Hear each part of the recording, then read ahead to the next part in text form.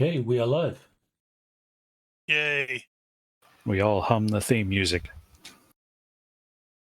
Hello and welcome.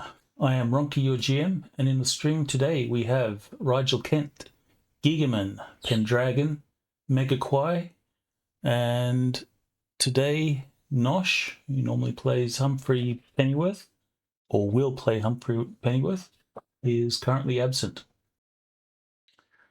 Today we are playing a Dungeon Fantasy campaign set in our homegrown world of Pelavar. We are using the very awesome GURPS system by Steve Jackson Games, and our VTT of choice is Fantasy Grounds. You can find this and past sessions on YouTube and as audio-only podcast. Links are in the video description. If you enjoy our content, please like this video and subscribe to our Twitch and YouTube channels. Alrighty, character business. Pen, Arari, oh man, it's too early in the morning. Boyo, or Ari. You can Ari. say Ari, I think it's easier. Ari is still unlocked, so you're welcome to make willy-nilly changes. So Pen, do we have any character business for Ari? No, I'm just reminding you and maybe the listeners that the end of last session I bought 2 extra points of night vision with my bonus points. But that's it. Oh yeah. Okay. You'll be that guy. Rigel Kent, do we have any character business for Gareth? Similar to Penn, I am just reminding that I used one of my 2 points from last week to increase my hiking by 1 level from 1 point to 2 points. But otherwise, no. That's smart. That's very smart. Gigaman, do we have any character business for Kivin? Negative at this moment. However, I have started looking into the swashbuckler template to start identifying my next moves there. Cool. As have I. Okay, Megaquai, do we have any character business for Danjo? I've just done a whole lot of calculation and I found out that I've got to save up 60 character points to get to where Danjo is a worthwhile character. Yeah, that's going to be Start saving. Did you allow getting trained by a master and stuff in between seasons? Well, there's at least we will work 2 other masters in the group. We will work out the between session advancements and stuff when that actually comes. Plus, I believe Ronnke did say that anything that's on your future profession is fair game. Yes. If it's on where you're looking to take your character, and if it's on that template, those are traits and advantages, whatever, that you can get, even if the rules say you can't get it after play. Okay, then.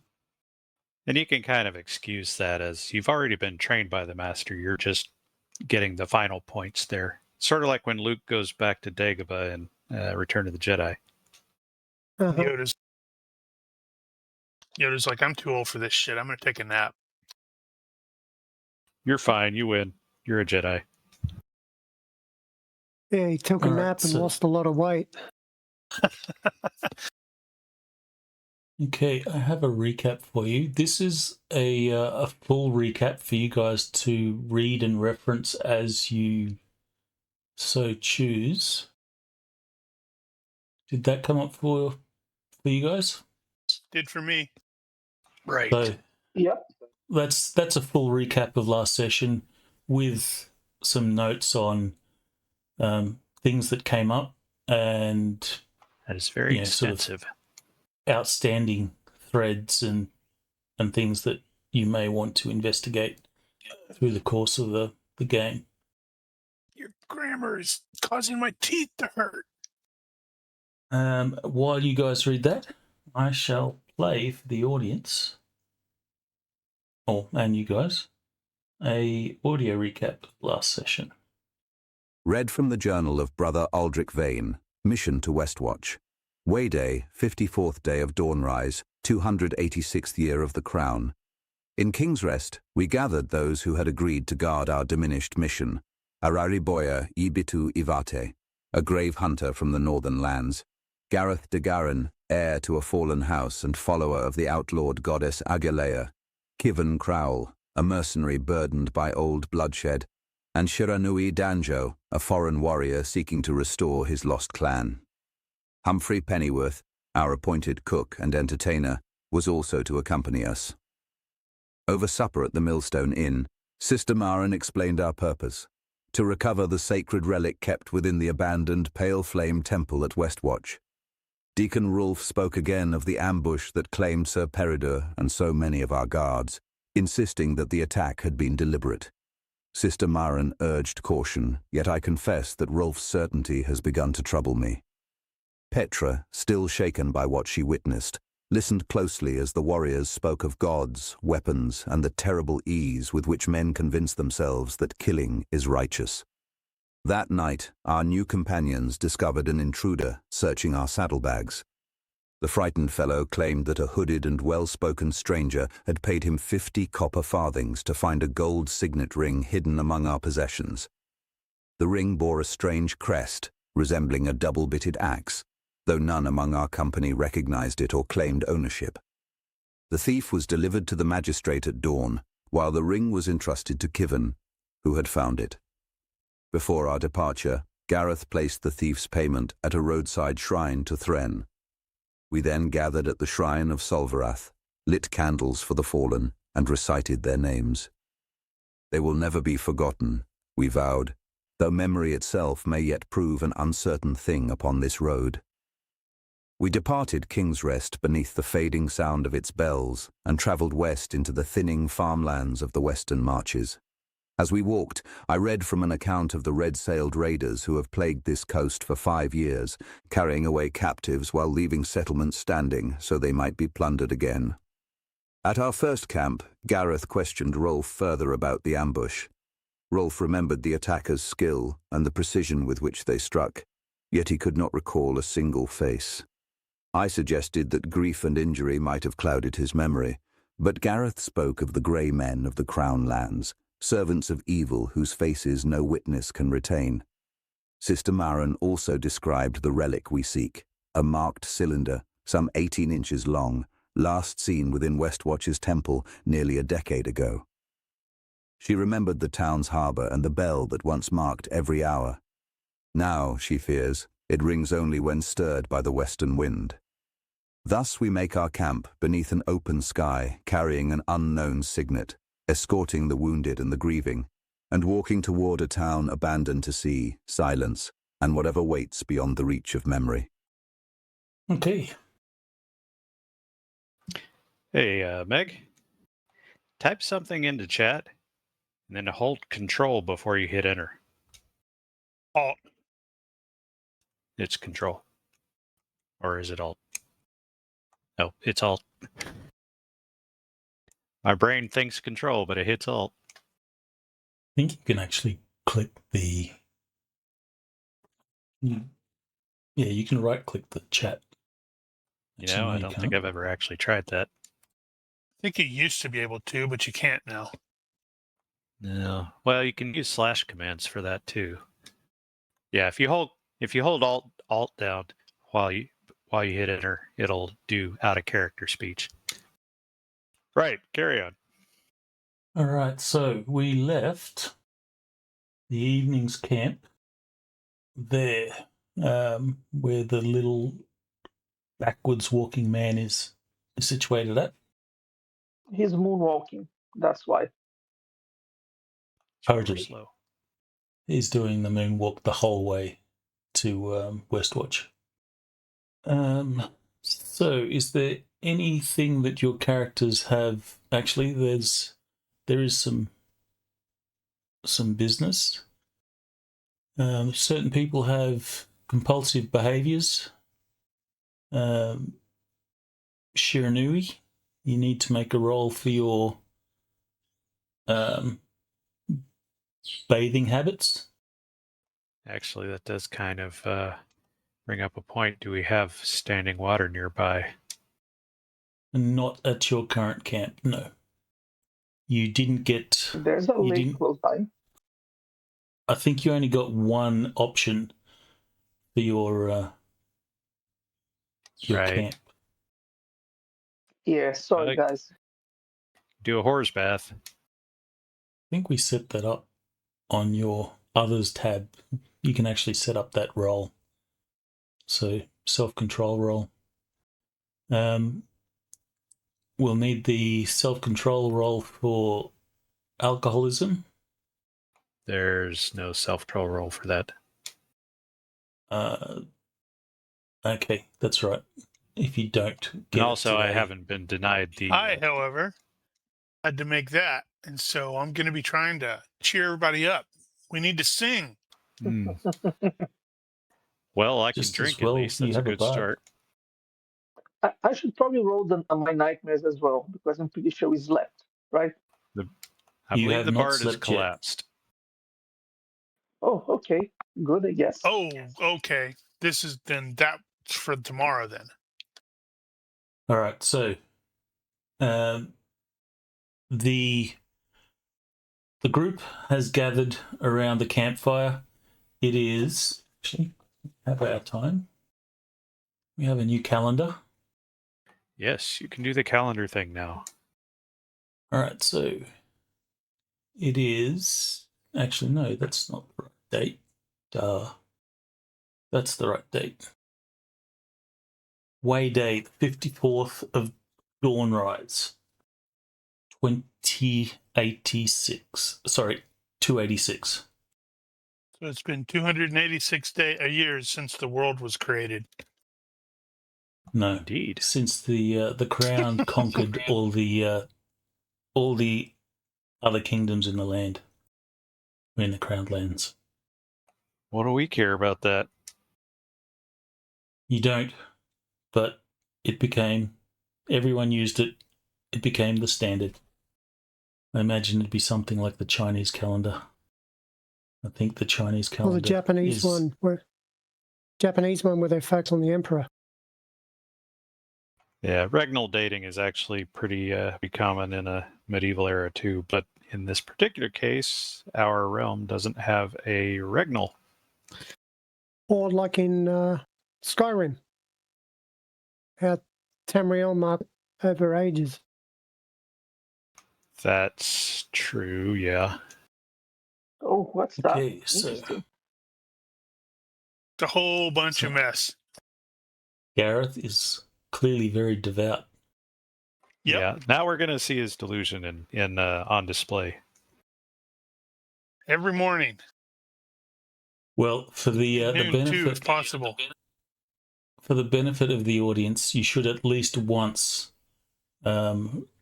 read aloud your prayer. Yeah, he So, does Dare it. him. Well, this He'll do it. is in the evening, right? We're going to sleep. It is evening. Yes. Well, it's the night. Yes. Yeah. Yeah, then he does the. Damn it! It's not staying. The dusk prayer, where he has to ritually don his armor if he is not already wearing it.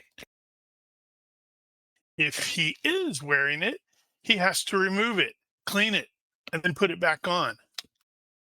And then he will greet the setting sun by facing west and kneel, and then like hold his hands in the sort of Christian prayer manner. Then he recites the his prayer is like, hear me, dread lawbringer, thou who dost spy out all my ways and art with me in mine hardships. Befriend me in this hour as I doth lay down to sleep. Grant me a sound mind and steady temper. Protect and defend me in this dark hour as I protect and defend thine flock. Watch over me from the foes of the west. In thy name doth I pray, and in thine justice doth I heed. So say we all. At that point, he will clap twice, all of the Shinto tradition where they do that.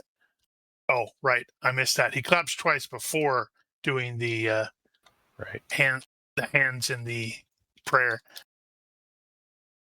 Which point he rises, he faces south, he kneels, he repeats the whole thing, except he refers to it as south. Rises, faces east, kneels, repeats the whole thing. Finally rises, faces north, kneels, repeats the whole thing. I don't know what he's up to, but it's very theatric. And then afterward, he's got to like almost ritually clean his armor. All right, so the rest of your party would be sort of watching on with interest, like, wow, that's one hell of a ritual you have to go through. And Petrol, in fact, being the sort of the person she is, she will just outwardly say, "You have to do that every day." I'm just Proves my imagining faith, the little entire Crownish formation doing that at the same time. No, they probably wouldn't. Well, they probably wouldn't, because a formation is likely or is indicative of the nobles. And Well, She will say, "Well, I'm glad we don't have to do that." I don't know. Maybe And it you'll works. see Sister Marin will sort of give a sort of confirming nod. While this is happening, you will see that Brother Aldrich Vane is, rapidly, writing in his book, noting your, your ritual or your routine. How did that go again? well, he's going to hear me say it 4 times. Well, in that case, Although it does occur to me that Gareth probably uses whatever the common language is of the Crownlands when he's doing that. well, common is the common language, but Okay. of course there'll be dialects, and of course you're welcome to invent new languages if you like. No, it's fine. But yeah, he'll be, you finish your prayer the once, and he'll say, "What was that?" And then you start again. He goes, "Oh, never mind," and then he will continue to sort of scribe. So, besides Gareth's routine, is there anything that anyone else will be doing during the pre-night? Given his drinking and lamenting the fact that he's going to have to ration in this. If possible, Arari Boy will try to get some extra provisions from, wherever we are. So you're going to go out and full of Aragorn, come back with a big deer over your shoulder? Mm-hmm. Yeah, Which we something then like have to that. dress. Okay. Since you use a bow, you may make a bow skill roll. I think that's covered by survival, to be honest. It's, it's if bad you for me. if you're hunting, EF16 has its own thing about that.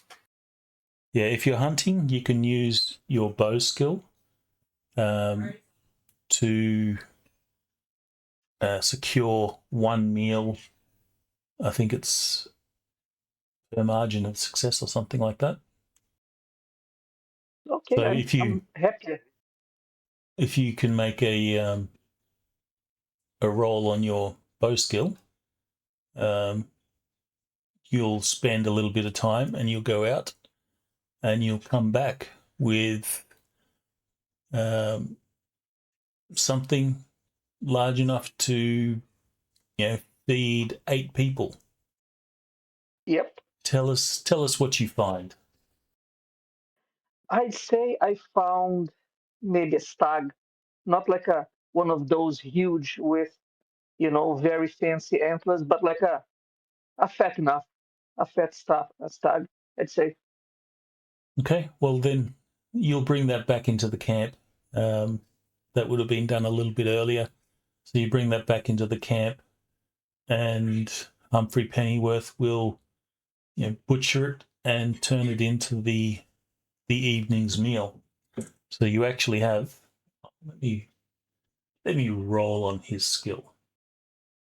Yes, you will actually have a good meal tonight. So with that, you can recover all your fatigues. Yay. Those of you that aren't particularly doing anything will also help gather some firewood to keep the fire burning through the night. So besides the Ariboya and Gareth, Kivin, you're sipping at the small amounts of drink that have been offered to you. Is Banjo doing anything during the evening? Probably doing ninja training, keeping up the rituals, the movements, and so on. Okay, Killing the occasional passerby. You of can course, equate not that, doing it where people can see. if you wish, then you can note how many hours you will spend doing that. And that can go towards on-the-job training, or not on-the-job training, time spent. Gonna have to get one of those spun up, I guess. Yes. He would pay for Giga to do another copy of his time spent sheet. I wonder if there's a way we could do it. Which sheet? Time spent on the job training sheet, Google Doc. Wondering if there's a way we could do that. As it happens. There you go. So if you are doing training, note those hours, and you can use that towards time spent. Which name am I shared under for that, Giger? I have 2 fills on there. Should I share it with a different one? No, it's just my default web browser is Brave right now, and I don't have that logged in anywhere. So I'm like, oh, nope, I gotta go there and copy the link and then paste it into Google Chrome. Well, I got 2 Gmail accounts for you, and I typically do both. Did you join Brave recently? Oh, I've been using Brave for a while now. Okay. I think someone found it weird, like last time I mentioned. That was Ronnke. Ronnke hadn't heard of it yet. Right. Ronnke, for your information, I also have the range sheet on there. So if you want to use that calculator, let me know. We'll just make a copy for you there. Or if you want, you can just make a copy of the entire sheet so you could hide it from everybody else, I guess. Cool. Though I'm not likely to use it. It's because you're lame. I know. I still like to do some math in my head. Not that I'm good at it. I do agree, though. It would be kind of neat if we could find a way to do the time use thing here in Fantasy Grounds. Yeah, I wonder how that would work. It would have No to be idea. It would have to be its own extension. I actually had to make that wouldn't be too hard, though. I had to make an extension for the calendar, which is annoying. Yeah. I had to make an extension for the calendar and a mod file for the calendar. Really? So the mod file does the dates and months. The extension does the formatting of the dates and months, which is kind of weird. But anyway. I guess I hadn't run into that. Okay. All right. So as you sit around the fire, you are welcome to tell campfire stories if you like. If someone would like to particularly roleplay such a thing, do so now. Otherwise, we will just assume that you are exchanging in idle chat as the night goes on. I do have something that Gareth would like to do. Is he like to engage the sister and the deacon in conversation that's more it's probably going to be considered boring by most people, but he's asking more about the administration of the order, and all that stuff. How they do the day-to-day stuff. This is going towards his obsession to later establish his own church. Meanwhile, All right, Kivens gonna lean over to Petra and say, "Has the matron always been that leathery? She's like a saddlebag with eyes." You are going to get her into so much trouble. she will start giggling and laughing, and because I think it's going to be a laugh snort. yeah, A totally. giggle snort. It's a giggle snort, loud enough that everyone's heads turn, and she'll go, "What? He said something funny," and not really thinking, she says, "Sister Marin, he called you leathery." Ooh. I did not. And now I totally envision Brother Aldrich giggle snort. It would be Rolf. Rolf would just sort of, Look chuckle away as he's in. fighting to hide the fact that he's trying to laugh. He will sort of, do a restrained chuckle, and he'll say something of an apt comment. Wouldn't you say, sister? And she just sort of scowls, and she says, "I'm old. I'm allowed to be a little eccentric." Surely she's not that old. She's nearly late 50s, early 60s. Woo! That should be like an entire community celebration. Yeah. She looks good for her age, to be honest. She certainly does. She's obviously kept fit and strong. Well, But, apparently yeah. she stole years from Petra because Petra looks like she's 12. Ah, yeah, that's true. Deceptively young. Sancho. All right, so do you guys have a watch sorted out? Oh, that reminds me. Not sorted out, but we're definitely going to have a watch. Yeah, we're gonna have a watch. I was gonna say that I think Kevin was probably distracted for most of the day, but he had intended to be keeping an eye out behind them to see if they were being followed. Because if somebody is doing that whole smuggler trick and they're going to come back for this ring, they're definitely going to hit us while we're asleep. So we definitely need to watch. I don't think Rolf would argue against that. Yeah, he does not argue against it at all. All right. Unfortunately, we can't put NPCs in the watch order. Yeah. Actually, let me try. Is that a Maybe core thing or is that extension based? Well, no, that's a core thing, but I imagine, for the GURPS rule set, we could override it. Maybe. So with regards to the watch, I think Gareth would prefer to have the last one right before dawn so he can do his early morning prayers as the sun's coming up.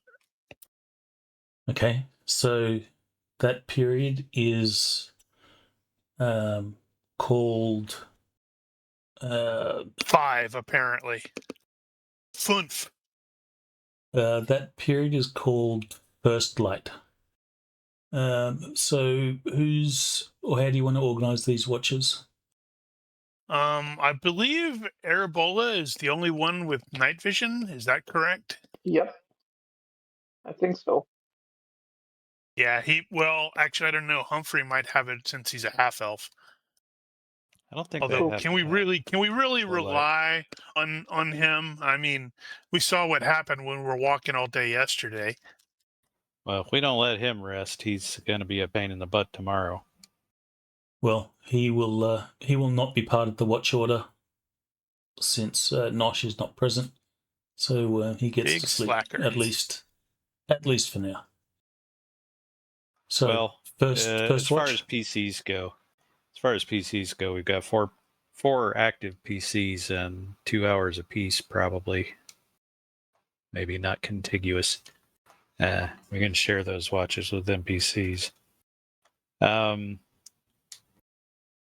it makes sense for Boyo to take the middle, and did say Gareth was taking the last watch? Yeah, that's what he would prefer. Yeah, Sorry, so my mistake. I think Kevin probably makes sense to Gareth's take watch first. would be dawning. Makes sense. So who takes first? Kevin can. Okay. Who will be second? I can go. And that will leave Danjo for third watch. Yeah, Giger, I guess you're going to need to adjust the start and current days, figure out how to do that on the thing based off of the calendar. Yeah, I had to do some funny business when we did the traveler version. In this case, the calendar. I mean, if you end up with the normal 365 days, it should still be okay. We just had to fix the I don't displays. think it is. I think it was 360 days. Was it? Well, I have to open the PDF again. the calendar is 412 days in Palaver. Yes. So Calendar year is 412. On the other hand, it may not be that complicated. So, well, he did put the calendar up as a PDF on the Discord, so you'll be able to. well, we don't even have to have a date on there necessarily, just a number of days. So, which does remind we me, can fix it. a little bit of a backtrack retcon. The members of the Pale Flame had been in Kingsrest, waiting, healing, looking for new hires for 2 10-day. Damn. So the equivalent of 20 days, a 10-day being the standard week. So if they were here, they were there before we got there. Yes. Okay, so I will get perception rolls. Doesn't need to be in the box. These are vision-based perception rolls. As is, or do we need darkness? You do not need darkness in this particular case. Success by 0 somehow. Hey, I made it. Oh, and for Yeah, today's less Are work those for me. glowing? Ah, good. Yeah, never mind. Ignore that 4. I was just the double benefit- checking my dice. for the benefit of Gareth, Sister Marion will explain that the Pale Flame is governed by a inner council called the Council of the Undying Light. They are basically the administrative branch of the order, and then you have the various ranks that sort of follow after that, and then she'll explain sort of how it works. The order does have a militant branch, which is Gareth's well What? aware of those guys. I figured Which- he was, training. sorry, go. No, it's just stupid things not to always stand. Yeah, I figured Gareth trained with them as when the militant side, when he was part of that Forlorn Hope organization, the penal company. More than likely there would have been some, and of course you had Sir Herodor. Yep. Holy Warrior.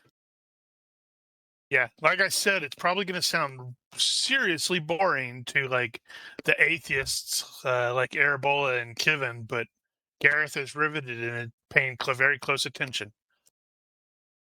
Sister Marin will speak freely. She kind of likes that you've taken an interest in, Rolf will question, so Gareth, will we expect to ordain you as a member of the Pale Flame someday?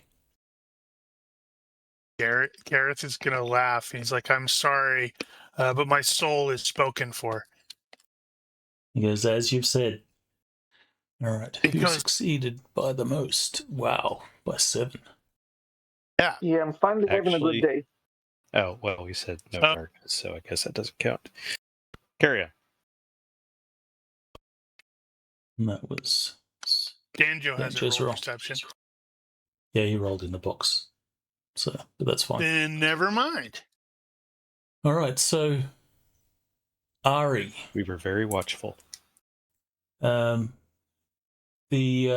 hours have, or the hour has ticked on a little bit, and in the distance, it's hard to say how far.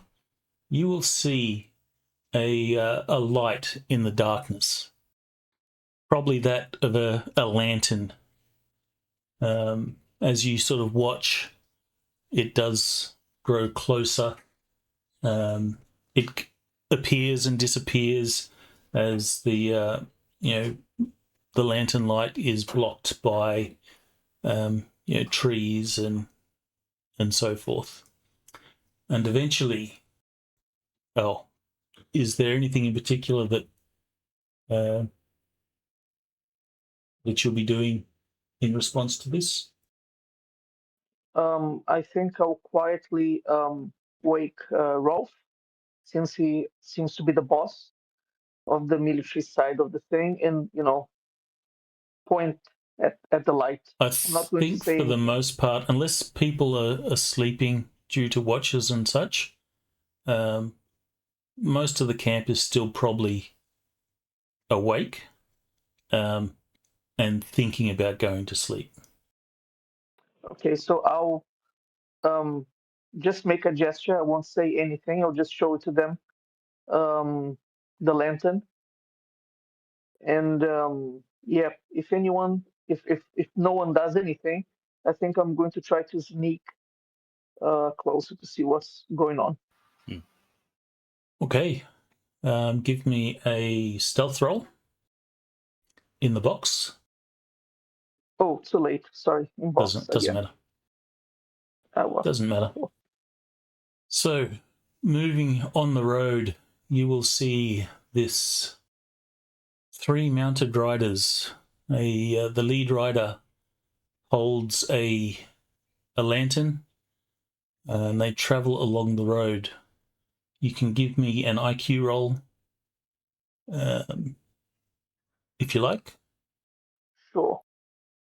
By the look of them, they most likely are merchants, as they have a number of packs and bags on their horses.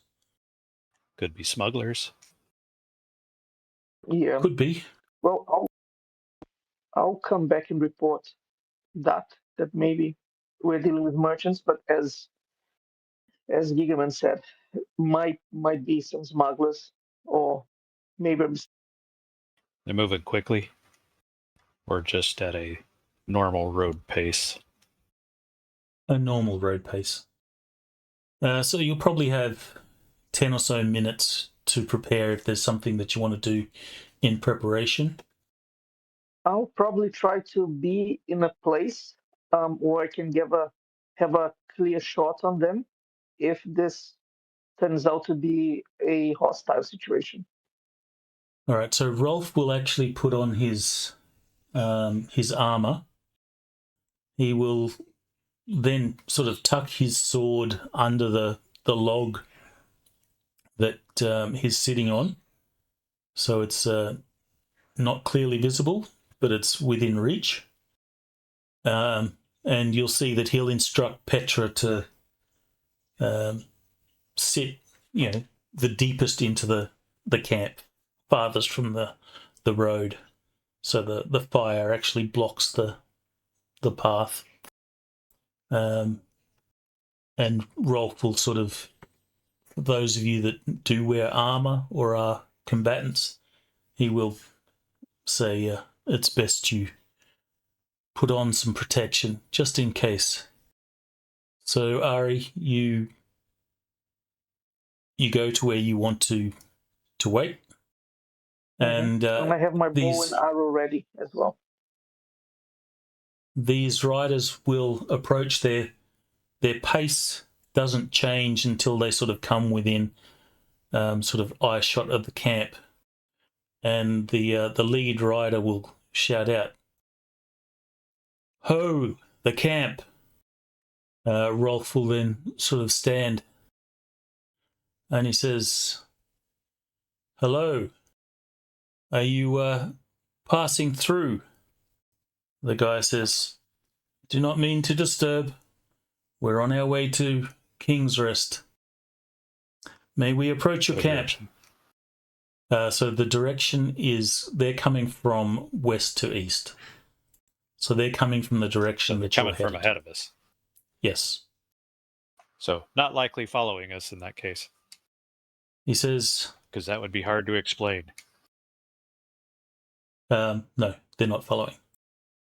They say, "May we approach your camp?" And Rolf will, if anyone has body language or anything like that, you're welcome to make a roll. Let me... No, just Humphrey. combat experience. So Humphrey will sort of whisper, which amongst your group is most likely the leadership type? Maybe Gareth? User disconnected from your channel. That's an interesting question. And we just lost him. Is he lost? Well, He just dropped from the... Check his sheet real quick. Does he have leadership on there? I think he might have. He does. Okay. I know Kevin does not. And I don't know about Bo and Danjo, but I bet Danjo does not. I don't. User joined I your don't either. channel. Yeah, okay. So Gareth is going to be defaulting to the leader. Yeah. I've only got leadership at 10. Well, he's not a very decisive leader necessarily. But, he used to have leadership at 12, but I dropped those born whatever it was. Yeah. War leader, I think. Well, because I don't want to be talking to myself, Humphrey will sort of whisper to Gareth, "I think they're okay. I don't see anything that would alarm me. Or don't see anything about them that would alarm me." So they're coming from the direction of Stillwater. Yes. I'm sorry, I can't help look at Stillwater and think of Stillwater, Oklahoma. Mm-hmm. At any rate, I don't know if that's a good thing or a bad thing. Yeah. It's a thing. It's okay. Yeah, remember, Oklahoma's not great and it's not bad. It's just okay. And that only works if you're American and understand how we do the the state abbreviations. I think in that case, Gareth is probably just going to raise his voice and ask, what news from Stillwater? He says, "None from Stillwater. We travelled straight through there. We mean to get to Kingsrest as quickly as possible. But I should warn you, back perhaps a mile or so, we did happen upon some Hollowmen. And those of you, well, you would all, except for possibly Shiranui and Arari Boya, you would know Hollowmen is a term given to undead. Ah, Okay. I have counted familiarity. Oh, yep. Well, then Arari Borea will have That's right. heard that term. You know what? Gareth has never encountered undead. I've just made that decision. Well, Arari boy gets restless, very restless. He, if it's within his earshot, he's going to come closer and ask, which kind of undead, how many were they? Tell And me the sort of- more. Exactly. Tell me more. The guys will dismount and they say, "Can we share your campfire?" Sister Marin will sort of nod, and Rolf will say, "Sure. Don't You know may if Kevin tie has your horses encountered over undead, there." So I will Um, check. Rolf will sort of stay standing until he sort of has looked these guys over well to see, if they're carrying weapons or anything like that. And once he's sort of, confident that they're not meaning trouble, he will then take a seat next to his sword again. These three will pull up, and you'll see, they'll take off their gloves and warm their hands on the fire. And he'll say, "We saw them in the dark. It's hard to say, but I suspect maybe a half dozen, just wandering in a group." He says, "It's unusual to see Hollowmen this far from the western marches." We must I've destroy personally them. never seen them. You're guy certain will they're say, not just bandits pretending to be hollow men, because that is, I've heard, a common tactic. That would be a clever trick. He's totally not going to pretend like, or point out that he may have used that trick back in the day. He says, "Oh, I'm certain they were not bandits, or if they were, their last meal was a very, very long time ago. We would have taken them ourselves, but decided their number were too great and the risk was not worth it.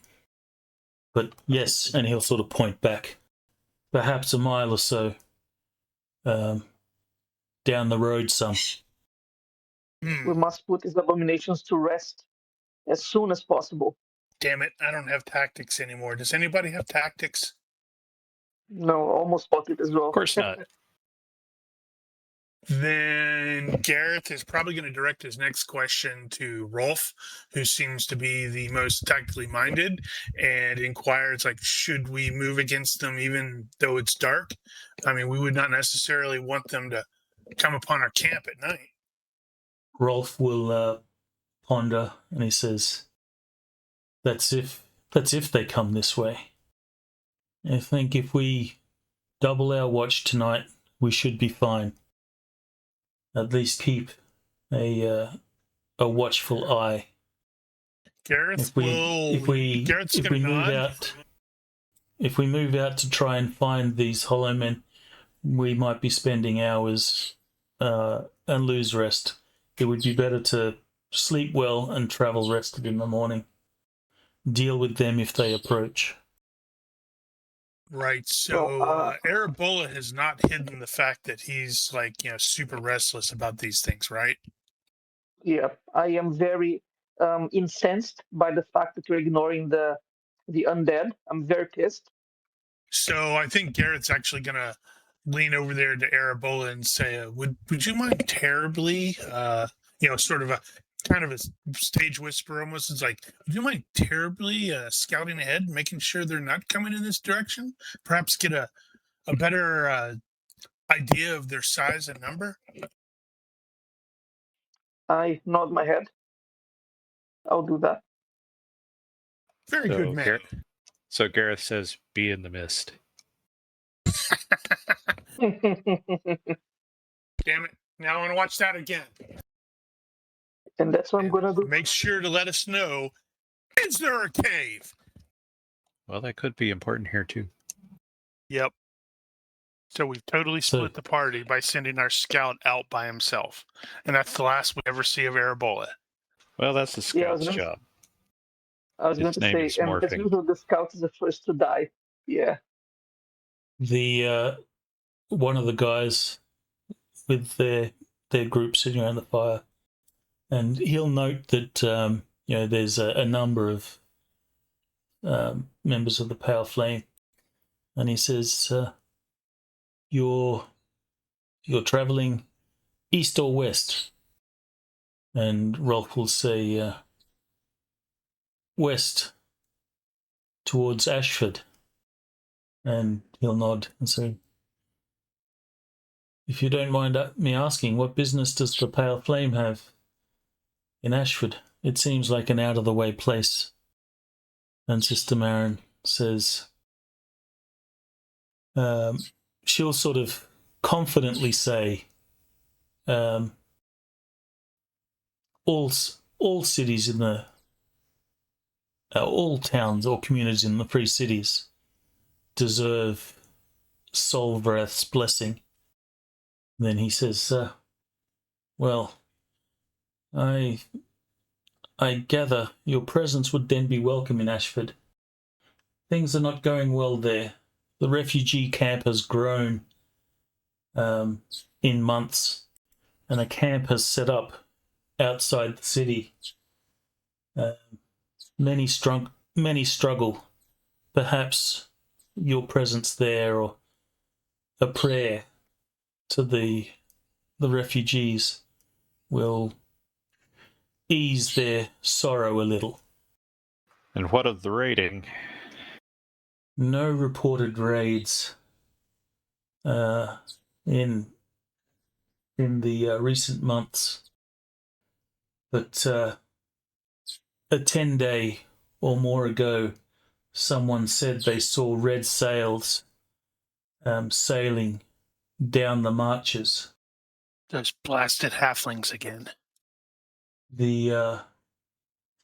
As a result, the watch at Ashford has doubled, and now the beacon tower is staffed through the night, and the council there has ordered that every able-bodied resident is expected to attend militia drills twice a week. I hope you are not heading into trouble. With any luck, it is just a rumour, and the red sails were mistaken for something else. We're adventurers. We are always seeking trouble. But if you have oil to sell, it will fetch a nice price in Ashford. Well, I'm no merchant, but I could stand to hear a little more.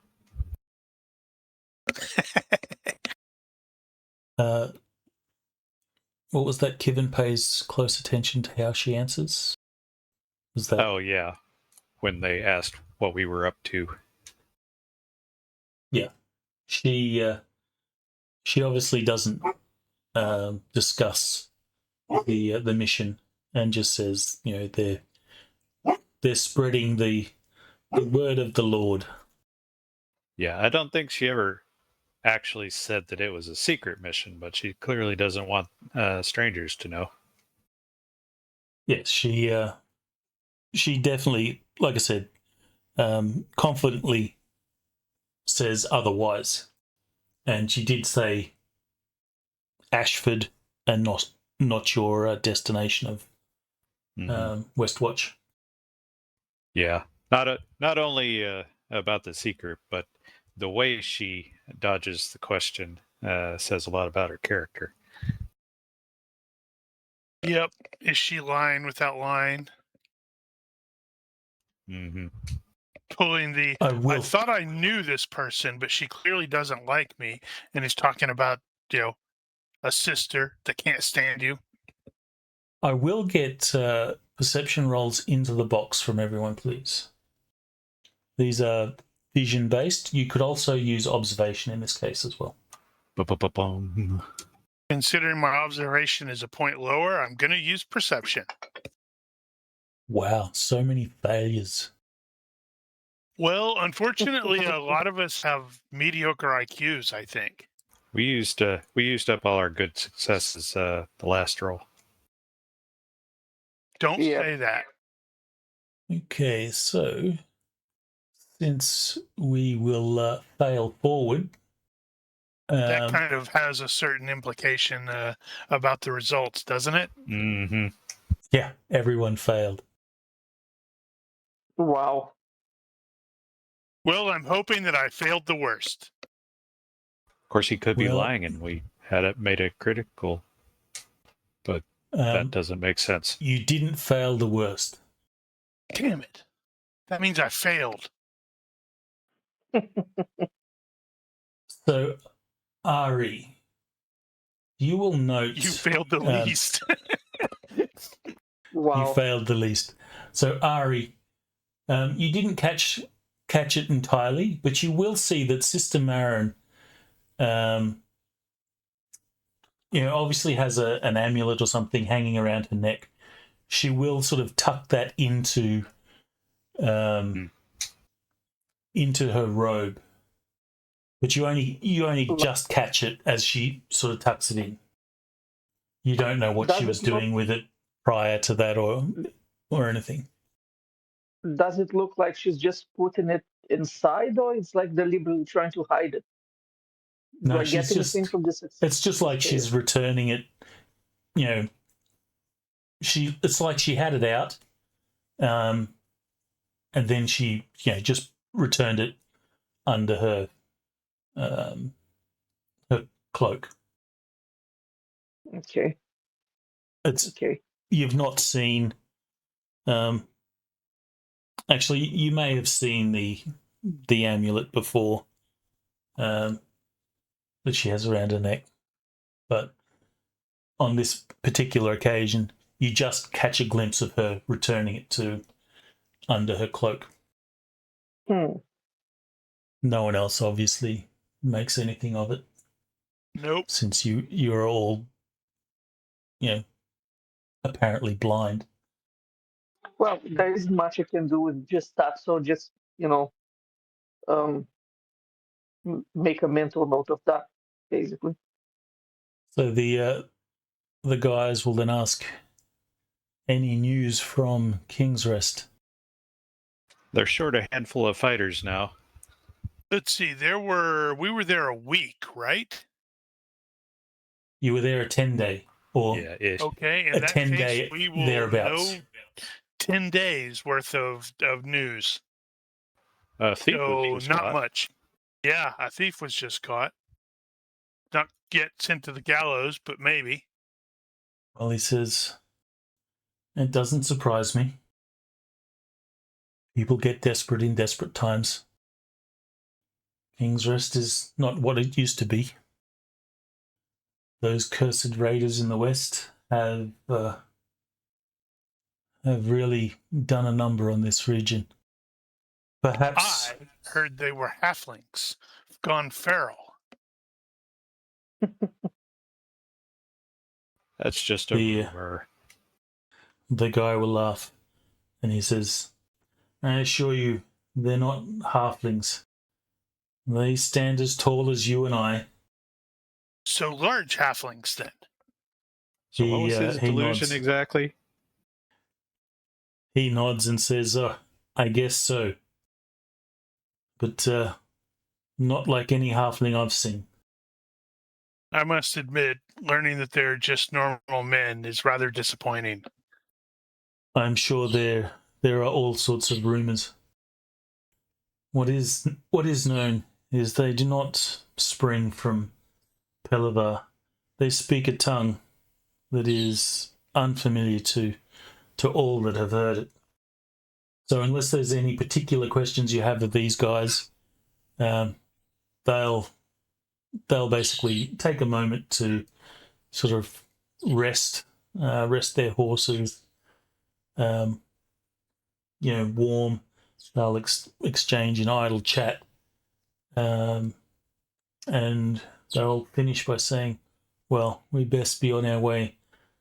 We'll not make it to Kingsrest tonight, but a little further we'll travel, I think. May Agalia watch over you. He says, Galia? I'm not familiar. Oh, well, how much time do you have, friend? He I have smiles these and handy says, tracks. not enough.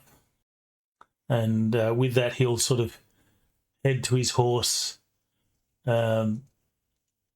and mount up, and then bid you all a good first dark. Hey, before you go, don't suppose you guys have any booze you're willing to part with?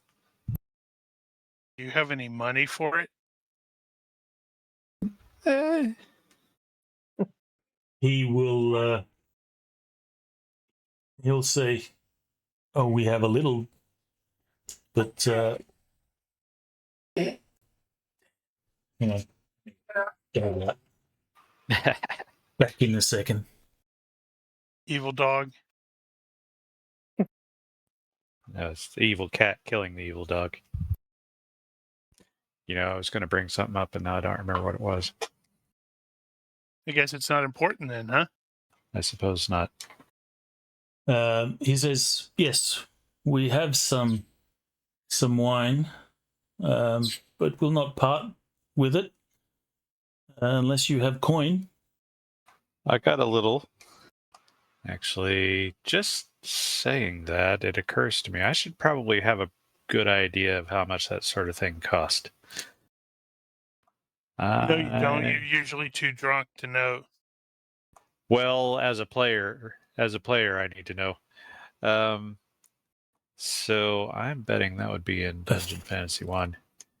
For the record, I have... Kevin actually has 9 copper on him. That is everything he has to his name at the moment.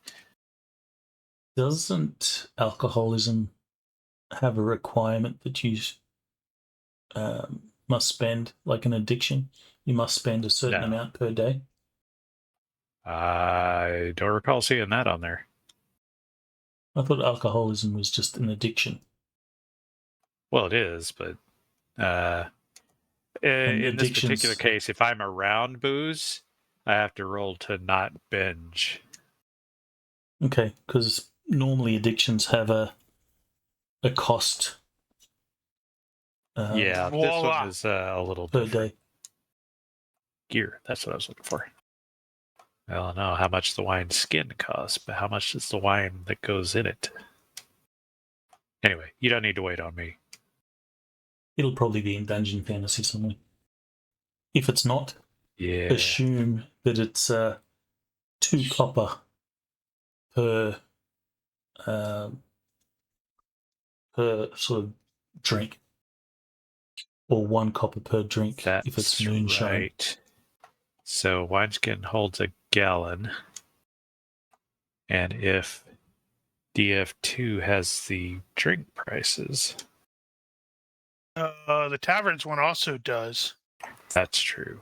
A per glass price of $2 for cheap ale to $12 for fine wine or spirits is average in a tavern. So cheap ale, and that is a drink, which is... How many drinks is a gallon? I don't know. That's a freedom unit that I'm not familiar with. I can figure it out. Sort of like, how many cheeseburgers are in a football field. Mm-hmm. Something like that. Until you had mentioned Sister Marin, fiddling with her holy symbol, I had forgotten that I actually spent the money to buy a holy symbol for Gareth. Oh. Is it like a little mini shield?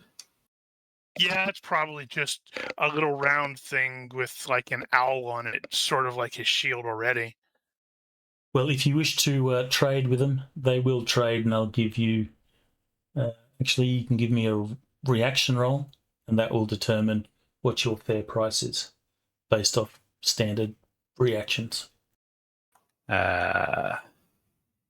Stand by.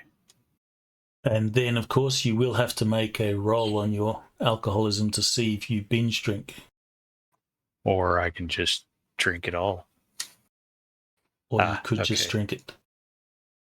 So a gallon is going to be about 10 drinks. So that would be 20 copper for cheap ale, which is far more than I could manage. But I don't need a whole gallon. So I'll tell you what, he's he'll give him like 4 copper and at least get a couple of drinks out of it. Reaction, you said. Which there's nothing about suppressing a odious personal habit, I think. Unfortunately for me. And I don't have a skill that I would like to replace that with. So good luck to me. Nope. All right, so Apparently I mouthed off a little bit too much. I believe that means your price is 10% more than fair price. He'll give him 4 coppers and take whatever he can get for that. It'll be less than he wanted. All right, so you'll get a drink and a bit. Yeah. Much appreciated. Would have been more appreciated for more of it, but never mind that. Shh. He sort of, rattles the coins in his hand and says, "Oh, the feeling is mutual," and he will pocket your coin. Well, we shall be on our way. Good luck, but be careful. The Hollowmen are on the road. Which way? Well, up the road. He will point back the way that he came. And with that, they spur the horses on, and their lantern light will disappear along the road towards the east. So Rolf will then sort of get his sword, sheath it again, and he says, "All right, if there are Hollowmen about, I don't expect that they'll wander directly to us if they're a mile away. They tend to be mindless, without purpose. So I think we are safe to just double our watch and like former mercenaries, and keep an eye on the camp. We cannot let them just wander around. Maybe they won't get us, but they might get innocent people on the way. We must destroy them." Well, you and Gareth had already had that discussion about you going off. We got distracted with the rest of the conversation. You could have totally snuck off while they were while they're focused on the other stuff. Rolf says we could spend half a night searching for them and still not find them. I don't think it's wise to waste the night. We should travel rested. The road ahead is a long and hard one. You say that until we hear news of innocent people being attacked by them. I wonder how righteous you are. Let's see. Give me a reaction roll. Let's see how not going to go well. Rolf takes that. Probably horribly. He doesn't have bad temper. No, he doesn't have bad temper. Neutral. Well, I think I'm going to use my luck now. Are you trying to get a poor reaction?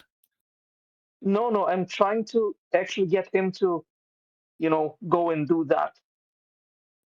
Fight the undead. So here we Well, go. we wouldn't want to Well- pick him. Well, yeah, he's got a So you're He's got a actually dodgy attempting arm. to influence him in that way. Wow. All neutral. Excellent use of my luck. Yep. Excellent He use. says, I understand your concern. Perhaps if we encounter them in the morning during the daylight, we will dispatch them then. But it is not wise to do it tonight, and I'll not break camp for a foolish endeavour like that. We'll double the watch tonight. Is that understood, Arari Boya? I'll ignore him. I would, nod my head, but I'll absolutely ignore what he's saying. Well, you are an employee. Yeah, I know.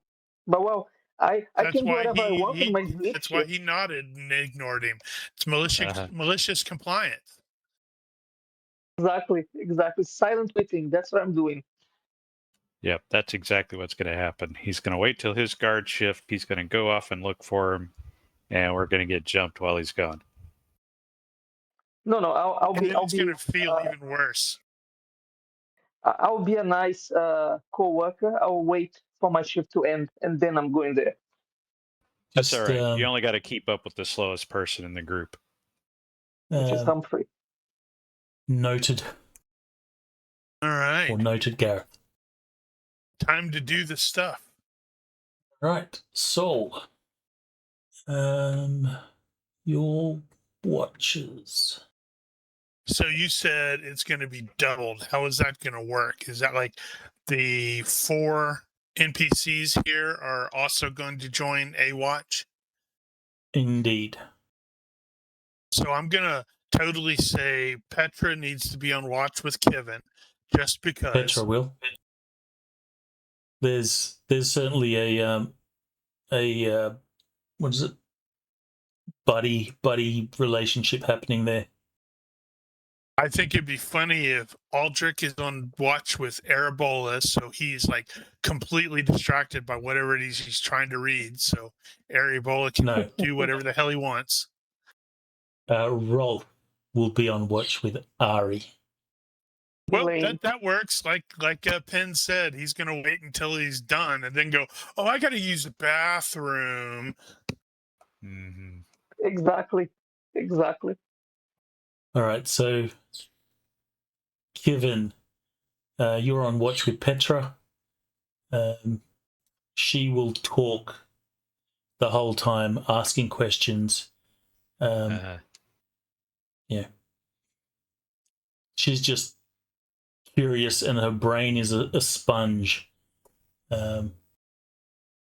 So. Oh, she's about to learn the intricacies of mercenary life.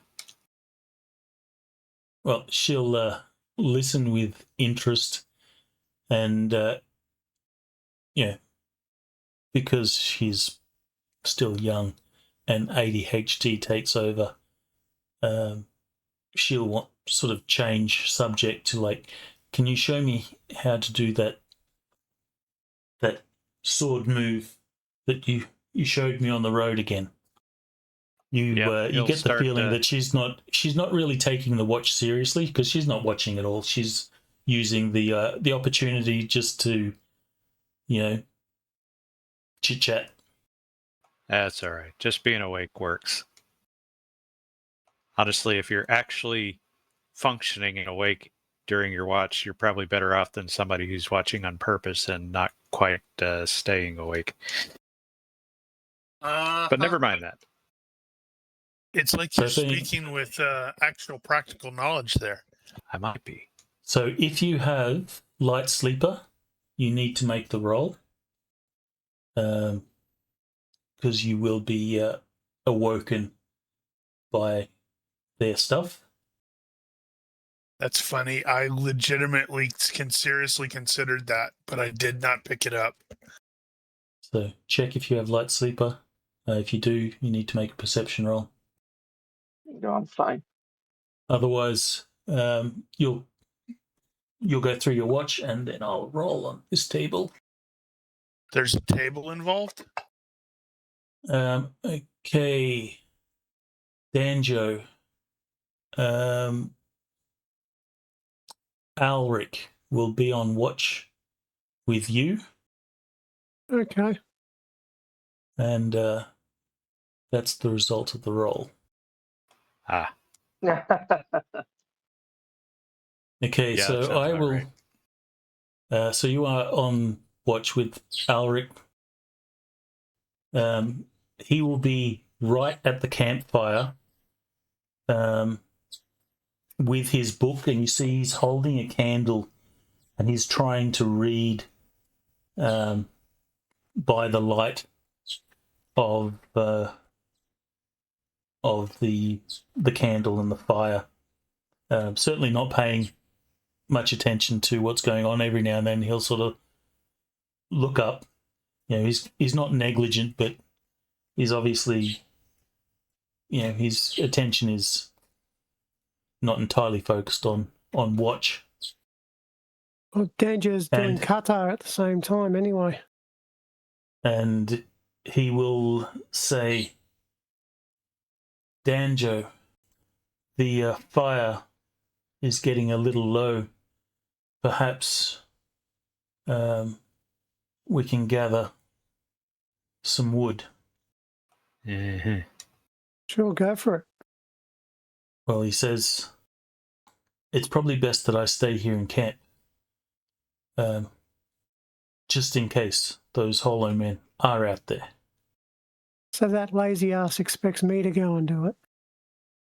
Mhm. Well, you are an employee. Are you not duty bound? Mm. Fine.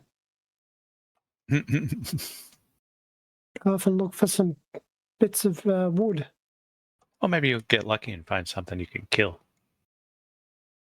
Okay, give good me practice. a perception roll at -2. You don't need to make this in the box. And do you have darkness or night vision or anything like that? Nope. Well, you succeeded. A little. Uh-huh. So who Well, I sneaks guess I up will on the need to go ninja? after them. Oh, Someone that's upstairs right. moving crap around on their floor. Getting No. friggin' annoying. My bad. Ari, since your watch was for before Danjo, were you going No. to do anything?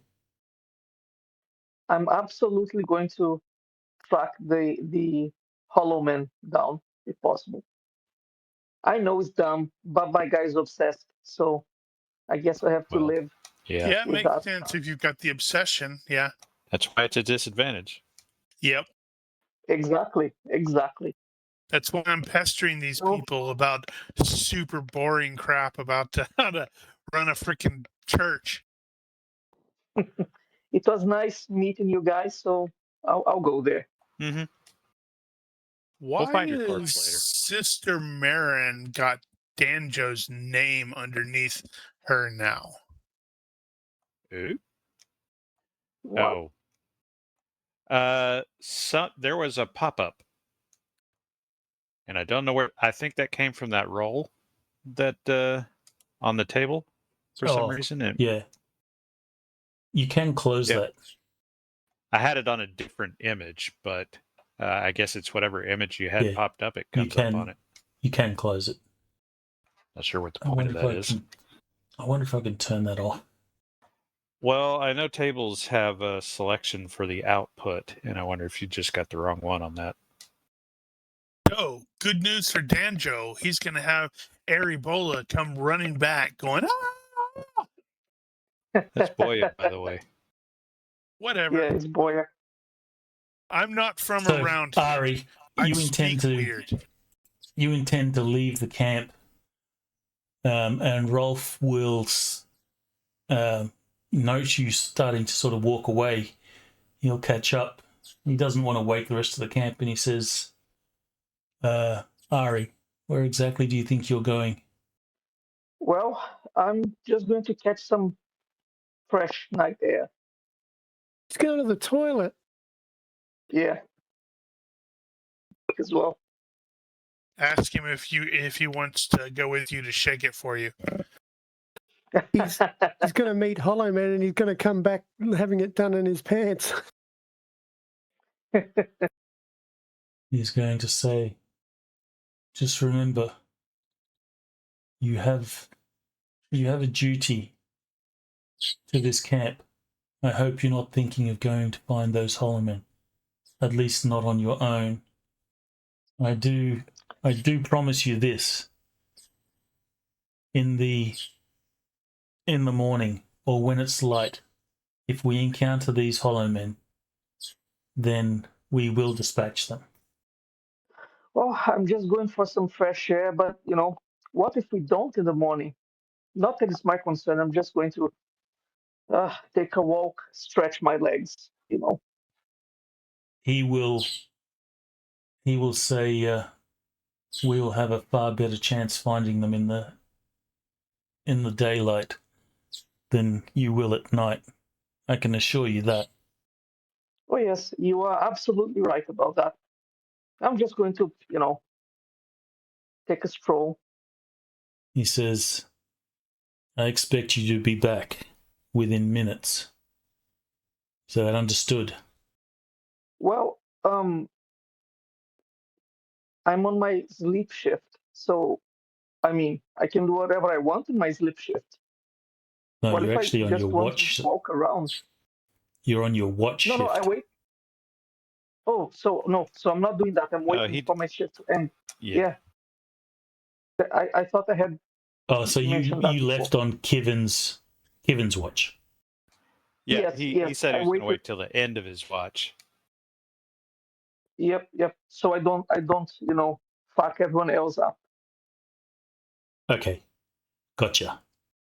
Well, in that case, Rolf will Ignore everything he said. Rolf will still say what he says, but he says, if you are stubborn enough to go out in the dark by yourself, then Solwrath watch upon you. But I think it is a foolish endeavor. I'm sure he will. I'm sure he will. And I just walk away. Be back before the dawn. It's all I right. will. We'll find him. We'll find Araboya walking amongst them as one of them. We'll put you down. So Ari, everyone else will recover your fatigues. Ari, you will not recover your fatigues due to you're not getting a full night's sleep. Hey, but you won't That's have fine. nightmares. Oh yeah, that's a good one. And If I give survive. me. Did you have night vision? I have night vision 2. Okay. Give me Interesting times. a perception roll. Add your night vision to that roll and roll in the box, please. Okay. And tell me, how long are you out looking for these Hollowmen? Well, he's only got to go a mile, so.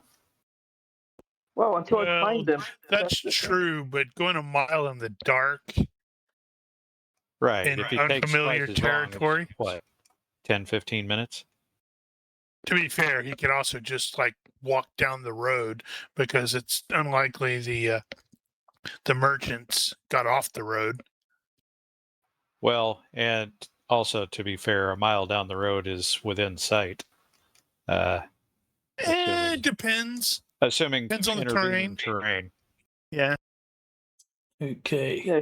So how long does Ari spend in his search? Until I find them. So we find him tomorrow. Okay. No, actually, let me rephrase that. Until I find them, or it's day and I have to go back. Which shift was he on? Second, so potential 4 hours. So he's on the dawning watch.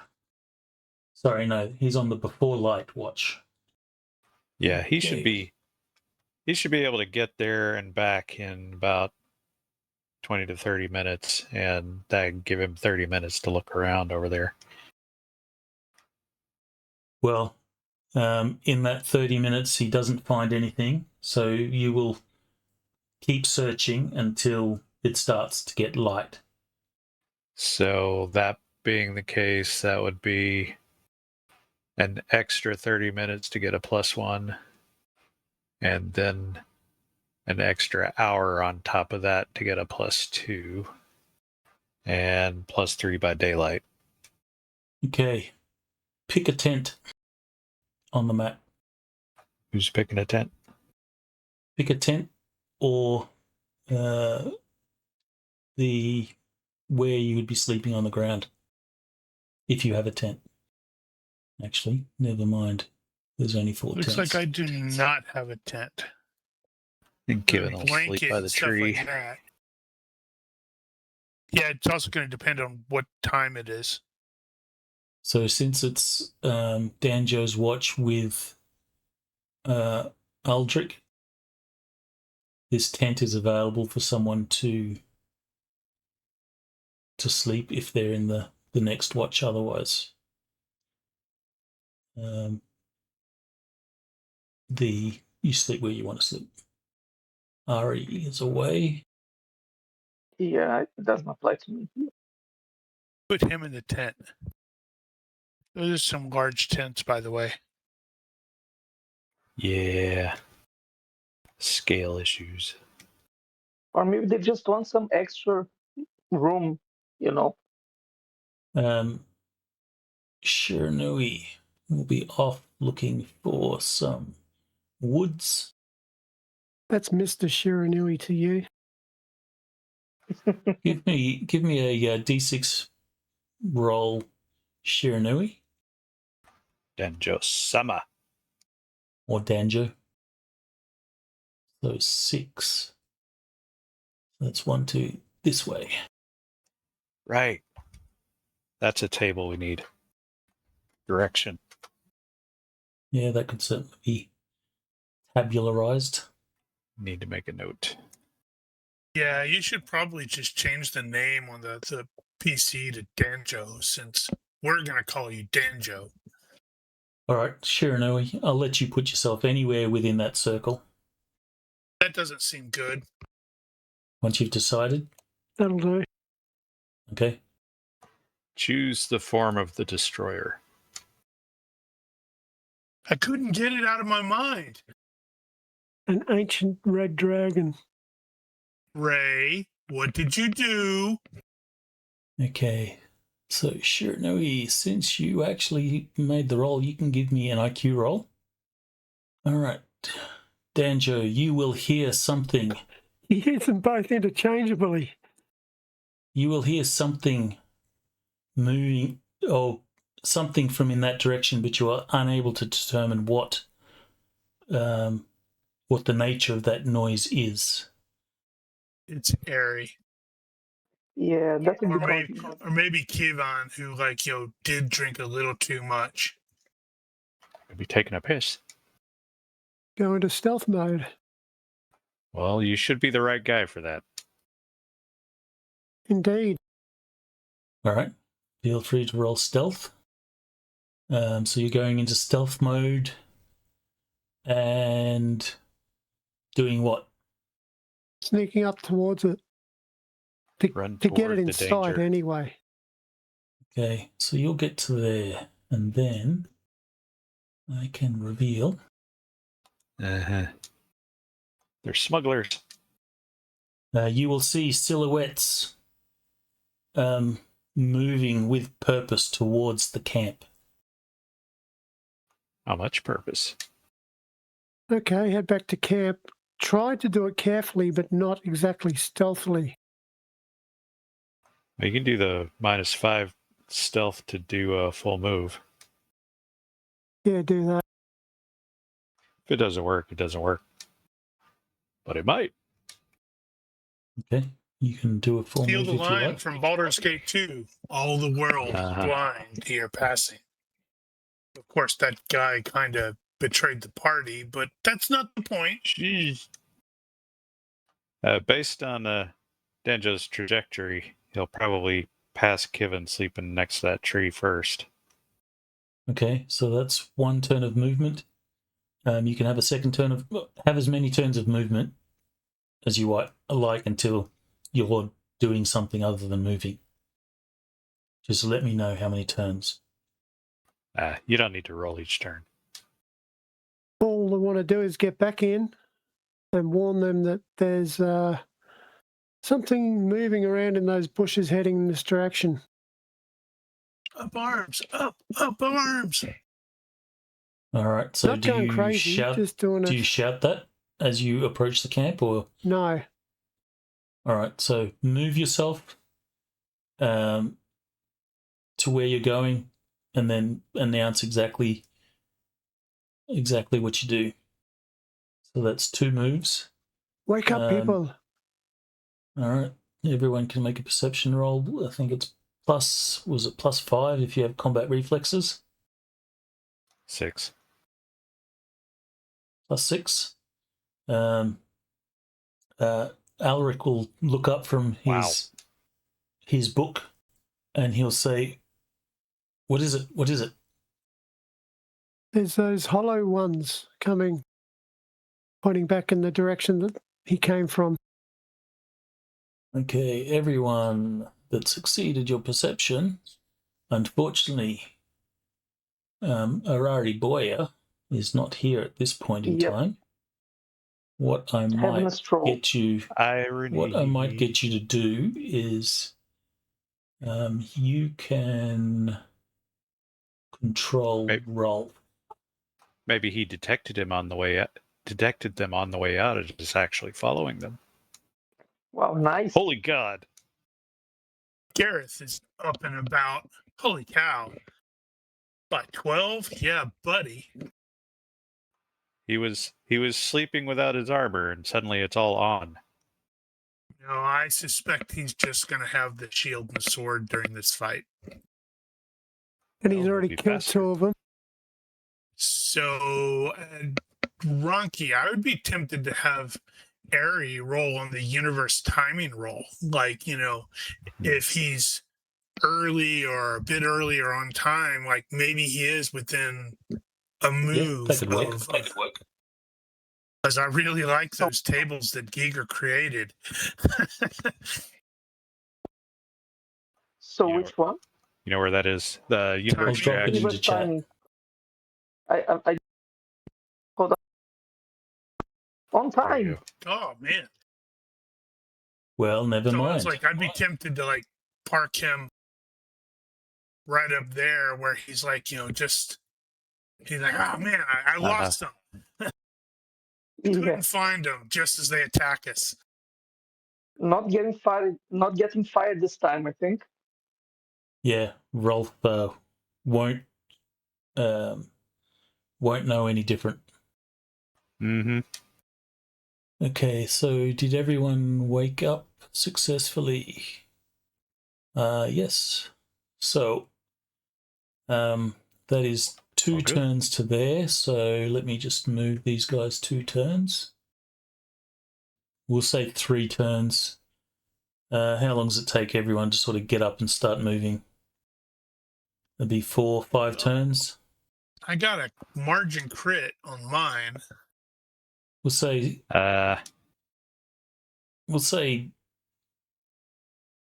10 turns to be out of your bed, weapon in hand, leaving your tent or at your sleeping area.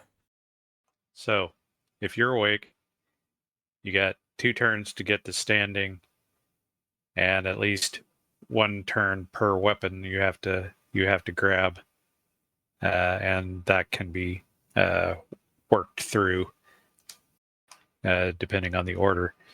4 or 5 turns probably. Plus a couple of turns to get out of your tent. Is another matter. We'll say 10 turns. These guys aren't exactly moving fast, so Well, Kevin's not in a tent. Neither's Gareth. So we'll say those people not in tents, you have an extra 2 turns to do stuff. But these are going to be, we'll go into combat time. Yeah, where is Gareth? These guys are here. Oh, there he is. So He was parking himself near the girl to make sure she was protected. He's trying to be a better guy. Uh-huh. Aldrich is not a combatant, so he'll sort of go behind your Scream girlishly. your gear. He's not screaming girlishly, but he's certainly not putting himself in the way of a fight. And then, so Gareth, you have 2 turns of movement. He had enough time and- to don his helmet, grab his shield, grab his sword. No Okay, armor. so And Danjo will pile more wood onto the fire to make it larger. okay, you will put some wood on the fire. And Kivin, you have 2 turns to do something. And turn his back to the fire to acclimatise his eyes to the darkness again. There you go. Now you do the close one eye while you're looking at the fire, and then close the other eye. Pirate style. So Kevin did not fail his impulsiveness check, so he does not have to go charging off on his own. So at this point, he will attempt to assemble with the rest of the crew and meet them at the same time. But otherwise, he will hold position. Shoo. All right, so we shall start combat. Actually, talk amongst yourself. I'm just going to let the dog back in. Well, My maybe we apologies. should just take 5 and be done with it. Sure. I mean, I have to Let's, say again. Charging forward like a crazy person. Let's take this opportunity. Take 5. Damn, Or those at are least some a few fast minutes. Skeletons. We'll be back shortly.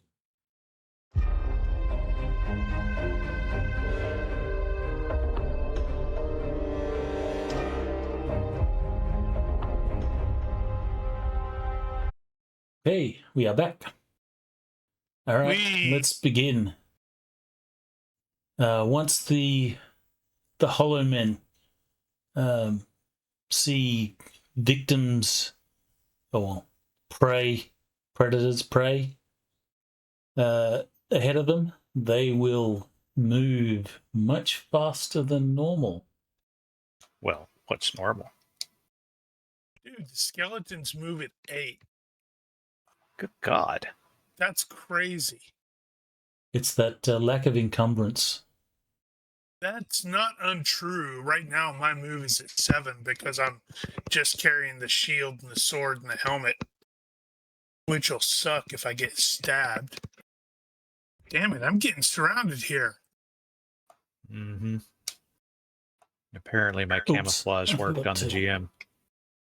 No, your camouflage worked just fine. Do they say "gur arg" as they lunge forward, or is it more like the noise that the Nazgul emit? Wind whistling through bare teeth. Yeah, I think these are more like the ones in So Game of they're Thrones. whistlers. Yeah, that'd be Game of Thrones-ish. But they are fast. Okay, well, let's see what we can do about that. So, Kevin is going to pop out from behind that tree, and he's going to cut Skeleton Axe here off at the knees. Or attempt to, at least. So, that guy did a full move thing, which means he's probably not going to be able to retreat. I am coming from a side hex. You can still retreat on a full move. They didn't do a move and attack. Oh, That's did they when not? You can't Okay. retreat. No. Carry on then. And I need to actually pull up all my shite. So where is my longsword? Oh, sorry. So- I will need fright checks Oh. from everyone. You get to add your combat reflexes bonus. If you have Still capped if you at have 13. self-determined that you've not seen Hollowmen before, That's me. I will assess that as a -2 on top of that. Did you mean in combat? Yes, in combat bonus. Right. Okay, -2 you said? What's the fright Yes. check standard bonus for combat reflexes? Plus That 2, I should think. be baked in, but it's +2. That would be 0. If you have self-determined that you have not seen Hollowmen before. All right, so Kevin, you will be fine. Given. He is not surprised. He was expecting these to show up eventually anyway. So, he is coming from side hex. He is probably going to go ahead and I think we'll put the deceptive 1, and he is going for the leg. So that is a limb. That is deceptive 1. And that's probably all I'm willing to part with at the moment. So swing, shot. That is how we're going to do An this omen. today. All right, Wow. roll on the critical miss table. This, I don't know what to say. this is dude, you're a weapon master. That's exactly what happens. Remember how many times Gabe kept doing that bullshit? Mm-hmm. It's you're still a little bit groggy from the drink and waking up suddenly. And here we go with the drop the weapon again. All right. Feel free to add your own effects and such. All right, Gareth, you're fine. Fine. Clearly, it's obviously something frightening to see, but you are able to continue. Caught on the tree, I guess. So I think Gareth is actually going to shield bash or rush, something like that. Hold on, the skeleton with the bow, because the dude blew past me, so he's like in a side hex. I think it's going to be a shield rush. Now I have to remind myself, one of these days, I swear, I'm actually going to have this memorized, because he's turning into using the shield all the time. Well, there are actually Thrust. Okay, so that's that. there are multiple ways to do that, and you don't necessarily have to do the rush. So you could do a shove with the shield as well. Well, But he don't wants try to to do figure that out now. He wants to do the extra damage, so it's going to be the rush. Well, a shove will actually do double knockback. I don't want to do the double knockback because that doesn't do any actual damage. Well, that's true. That guy selected. I had the wrong guy selected, I think. No, I didn't. I had the correct. Holy cow! Margin crit. All right. Well, there's no defense, so This do your is why things. he's like using the shield so much more often. Mm-hmm. Clearly, his mistress, his patron, his goddess approves. So, normal damage. Luckily, that is some pretty solid crushing damage. Is this just to do damage, or is this to try and knock This down? is just to do damage against the skeleton. Yeah. Okay. I think let me double check what the rush says, because I explicitly have bash, bind, and rush in there. Rush it's basically a slam, so they can dodge. Nope, can't dodge. So in this case, I guess under the shield rush, it does say you will roll your thrust -2 crushing damage against me as well. Except that's going to be taken on the shield, so I'm not going to worry Well, about that. it's compared as long as whoever does the lower damage must make a dex check, and if they can't do more than 8, when you look at it, you can probably say, yeah, they have to make the dex check or fall down. Okay, so you'll smash into this thing. It's not sufficient to cause knockback. You have to make thrust -2. If you fail, you have to do a dex check or fall down. Thrust -2. Yep. But I have several. Okay, so he's going to fall down. Yeah, I have like several he's going perks, to make I a think dex it roll. is, that basically ramp up how much damage I can actually do with the shield. Because He will succeed his dex roll, so he won't fall down. But he didn't like taking that damage. He did not like taking that damage, and he will... Let me just check these traits. Die in a fire? I like die in a fire. I choose die in a fire. Can I get somebody to back me up on that? I think... I'm not sure if they get stunned. Oh, if they don't actually have injury tolerance for that prevents stun, then they get stunned. I forget what it is. Well, they seem to have all the injury tolerances, so I'm going to say that he doesn't get stunned. Is it just no stun? Is that what it is? Actually, let's do it. I will say he is stunned if you would kindly put stunned on. I would absolutely throw stun on there. But it's not stun in the normal sense. It's more like, regaining his footing and such for being knocked about. All right, so Humphrey will emerge. I'm going to say he's failed his will roll and will be frightened, just because I really don't want to have to control his things. Danjo, you're up. Made the fright check. All right. Okay, ninja toe out, straight up, and attack. All right, so that's Skelly. which you have 2 in front of you. The one you're facing? Can barely see the facing. Zoom in. It's the little... Yeah, zoom in. Mouse wheel to zoom in. Well, you don't have arrows on those things. You have your arrows. Yeah, that's true. On the critters, there are no arrows. I was just going off of facing. Yeah, the way they're looking is the way they're facing. Until the GM forgets. Okay, so the one you're facing is the one you're attacking. So number 2, skeleton sword number 2. Target him. So control click. Yep, just like that. So are you doing a move and attack?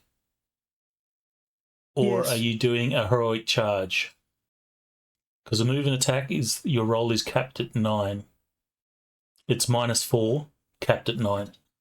Or a heroic charge, you spend a fatigue, and you can attack as per normal. Yeah, okay, spend fatigue. What is it, 2 points? 1 One point. point. One.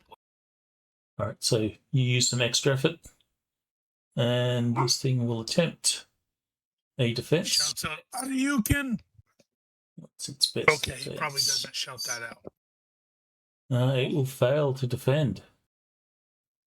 Do your damage. Nice. I like those really low damages. We don't. Okay, that's it. Advance your turn. Ari, it's your turn. Okie dokie. I find You it can very see. You can see the Hollowmen that you've been looking for are in your camp. okay, so I'll roll my fry check. You won't be at penalty. Well, I think I'll I'm right on time to reuse my luck. No, So you don't I'll need use to. my No, luck. You you don't don't need need to. to You because get you're in a plus combat 5 for being situation. in combat. Yeah. Okay, that's great. Well, so I think I'll go towards them. Yep, that's me. And I find extremely ironic that the ranger and the ninja are the less mobile of the party. That is Well. kind of amusing. Well, I am normally the least mobile because when I have my armor on, my move is 4. But right now I have whatever I'm wearing, clothes. Maybe I'm just wearing my underwear and a shield and a helmet and a sword. So, I'm not quite as naked as Giger's character it normally is in Conan. Oh yeah, that's true. so the white will hiss something as it charges in. Aldrich will take all-out defense. Rolf will emerge from his tent. He will have to make his will roll, which he will succeed. And he will see that there are Hollowmen between him and Petra. He will shout, "Petra, run to Sister Marin!" And then It was actually one of my thoughts is I wanted to get between her and them. Run, P-Chan, run. So he will run to there. We say that, and she's going to draw the sword and kill every single one of them. Sister Marin will take stock of the situation. Petra, why does she not have a move score? Did she make her fright check? Because I could totally see her failing that. Oh, well. She did. Unless she didn't. She's like, it's just some undead. She will you guys haven't freeze. seen these things before? They're common skeletons. Do we have an effect for frightened? Let me look. Don't think we do, but we've got the surprise one, which will work. We'll use stunned. Shock. We'll use shock. You should just add a custom frightened. No, what we had an icon there for. Yeah, it was surprised is the one I was thinking of. All right, we'll Specifically use that for one. when you fail a surprise check. Is it surprise that we're using? We'll use surprise. I Yeah, just that one. dropped it on her. Yeah, I was like about to drop it on there and you beat me to it. And I probably intended that we would probably end up using surprise for frighten as well. It's kind of the same effect. Okay, skeletons. The skeleton in front of Gareth will take a swing with his axe. The one that Kevin almost are attacked? The one that Kevin missed, yes. Okay. That is a successful hit, unless you defend. I am absolutely going to try to defend. So he's in front of me, so I am going to parry in this case. The next skeleton will come out of his stun. Expertly parried, thanks to the DB. Okay. Gareth, you fend off the axe blow. The skeleton that you charged into, the one with the bow, bowman. It will come out of its stun and steady itself back on its feet. Boo. This skeleton, I guess it'll turn towards Gareth. Man, getting the feeling these guys don't like me for some reason. It's clearly because they can sense that Agalia has blessed me. Maybe it's the garlic on your breath. Nope, it's because Agalia has blessed me. They know she does not like undead. Oh, And one of the shticks have- I will get when I becomes a holy warrior is foes personally slain by me cannot rise as undead. while his token indicates a sword, it is actually an axe that he carries. So he's trying to ask me a question. He's going to axe you to death. Will successfully hit. This time I am going to block it with the shield. And even though I had 2 6s on that roll, I succeeded by 0. But you will take shield damage. Those bastards. The damage will be that. I don't know what that is. Whoa! What the hell? Yeah, that's about Wait, right. no. That's wrong. That's a parry. Nope. Well, That reminds me. Not that much different. I need to probably reset my shield stuff because I had the statistics and I reduced it based off of the damage that was taken during the holodeck thing. Yeah, so you can reset those. So medium shield Well, what's standard 18/4/18 cover DR. Okay, I guess I didn't. Hit points DR hit points is 4/18. Okay, so when I take the damage in this case, no. What's the cover DR? the cover DR of a medium shield standard is 8, according to Up in Arms shields. So you don't take any damage. Yeah, but So that's that. I parried by 0, so that means I did require the damage bonus, the DB. So in this case, the DR and hit points apply. So you won't take any damage, but your shield will take damage. So that's going to be 4 points of damage since I have a DR / of 4, right? Okay. Yeah. Now, when it gets down below a third, just like everything else, you start having problems. Can you repair those? Yes. Yeah. Armory, small arms or something like that. Melee weapons, something like that. Well, maybe considered I have body armor and melee weapons armory checks. So probably body armor. Yeah, easy enough to find out. Okay, carry on. Okay. So this skeleton is also apparently using an axe. It will charge past Petra, who is, terrified, stunned at what's going on. Will charge past Danjo and make a beeline for Sister Marin. And will do a move and attack. Mm-hmm.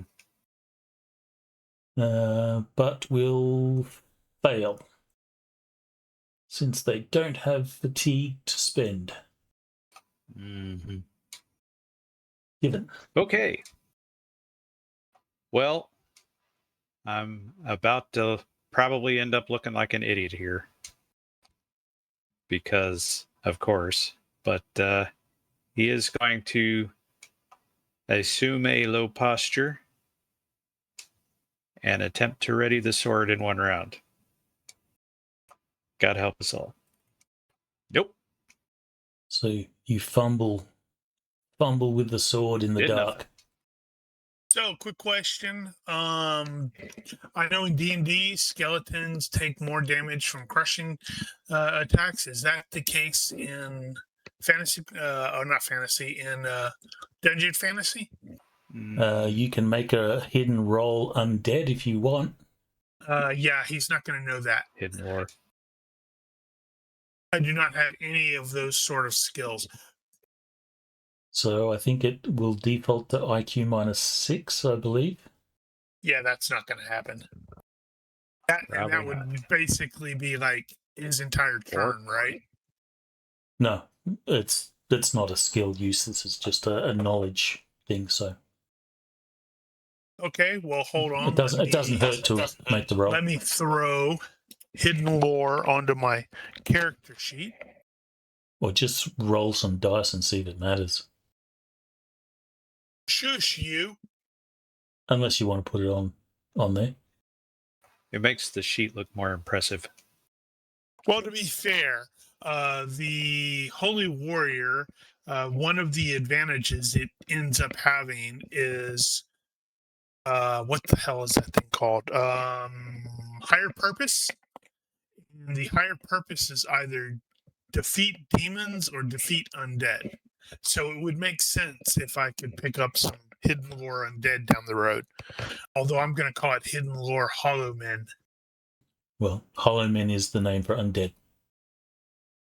Oh, right. I'm embracing the setting. Right. Okay, what is that going to be? That is no, there is no default to it. Yeah, I was going to say, I don't think hidden lore actually has a default. Too bad, so sad. Too bad, so sad. Okay, so I think theology can work there as well. yeah, I've got that was something he's trying to learn, but it's not exactly something that is a regular brute would know. Well, his theology may be a little off too. This is true. I don't like this, but it's true. Okay, attack. That is... damn it, I didn't mean to do that. Crap. Sorry, everyone. I hate being the guy that's slowing things down, but I'm trying to actually use the shield in cooler ways. No worries. So which one of those, I may have screwed this up before, but which one of those removes your DB if you use a shield as an attack? Is it like shield bash? I don't recall one doing that. All right, I may be just completely misunderstanding that. Okay, so I think he's going to go ahead and do another shield rush / slam against the skeleton with the bow, and he is going to also do extra effort for mighty blows with that shield. Now that one does require you to go into close. Does it? Okay. What about the other one? Shield slam. Is that right? Shield Yeah, slam. slams and shield. Well, Bash. actually, Bash. I meant bash. Okay. Bash, you check, but I think it says it's a reach one. Yeah. Okay. So it's going to be bash, I think. Yeah, bash is just hitting him with the shield. I'm going to do a shield bash with mighty blows. So I need to reduce my fatigue by 1. And here's to hoping this fella, or I roll really well again. I rolled really well again. Holy cow. Well, that's 2 margin crits with the shield. Clearly. It gives me more time to pick up my goddamn sword. Clearly, Agalia approves of me using this weapon in this way. So you're going to sell your sword and just use a shield? No, he'll still have the shield, but you could use. the sword, but he'll probably use the shield more often. You know, wait till I get the really cool one that I can start throwing like Captain America. Mm-hmm. Normal damage. But that is +1. Is that right? Yes, Mighty Blows is +2 damage or +1 per die. So right. This could theoretically actually hurt a lot. Smite! Ooh, that kind of hurts. Still. 9 points. Well, that is sufficient to knock it back. So it is knocked back 1 yard. Dex roll. Living. Okay, I think that's it. All right. Damn, I was hoping it would collapse or something. It will.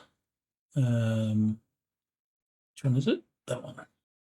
Tell us It's not how. really I slammed that shield squarely in the center of this thing, and it just splintered into pieces and collapsed in a heap.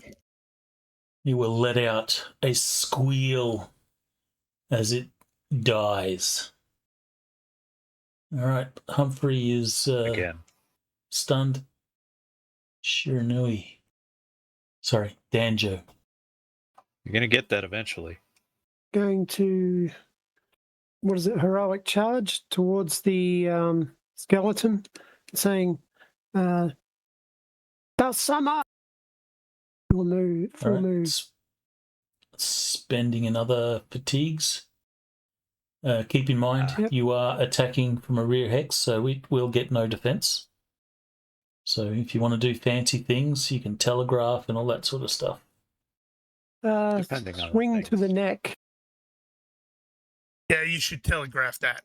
+4 to hit, and then minus to the 5. neck is 5 to the neck. -5. So that'd be a -1 total. Here we go. Don't roll like me. Yeah, don't roll like Giger. All right, well, No one wants to roll like successful hit. Giger. You can do your damage. See, ever since Maximum. Nice, very nice. Ever since Mel retired, Giger has taken up the super shitty dice rolling. No, just for this campaign. I don't know. I was rolling pretty crappy in the holodeck thing. Well, I will move. Let me see one thing really quickly. -5. I have a question. Do whites have vitals? You're probably in the same boat as Gareth in that regard. You don't have hidden lore, or actually, do you? No, I don't. Absolutely not. If you've been pursuing undead, it's not unreasonable. Yeah, I might add that. I thought more in the future, character development. Yeah, so you'll need hidden But lore undead to know that sort of stuff. I've also moved you forward a little bit. If you want, you can thank also play Rolf if you want to be rolling dice. I don't want you just sitting out No, the it's whole fine. fight. It's fine. I'm getting there. It's -4. I think I might. I have a question. Can I do the quick shooting rules from martial arts? You can do you have heroic archer. Well, Yep. he's talking about the quick shooting bows. So Yep. with the weapon master and heroic archer, that brings it down to -1 on both Yep. the knock roll and the shot. Yep. Which is bloody ridiculous. Well, 40 points. 40 points for that. Oh, it ain't cheap. Yeah, I gotta show you my One Ring character. He has the same I think thing. I think we did decide that we were going to utilize martial arts. Yeah, we did. So, sure, go for it. As long as you're familiar with how that works, then you apply the modifiers and stuff that you need, because I'm not familiar with it. Yeah, I mean, I'm moving and attacking, but I'm a heroic archer, so I ignore the bulk. So I am doing two rolls, one to ready the bow and the other one to shoot. So now that is, well, actually, I forgot that you use a bow, so I'm going to retcon your movement. You can go back to where you were. Okay. So if you're doing okay, and this got me with that previously mentioned One Ring character. You're normally not allowed to do a rapid strike with a move and attack, and the quick shooting bows is technically a rapid strike.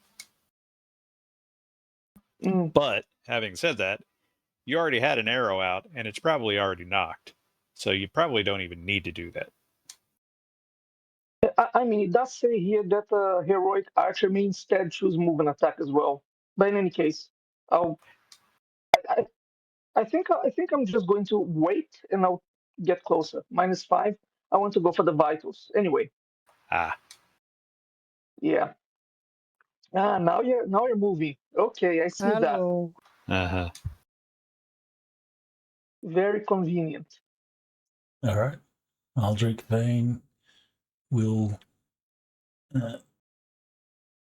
take a step there, using the stuff to sit between them, and taking all out defense.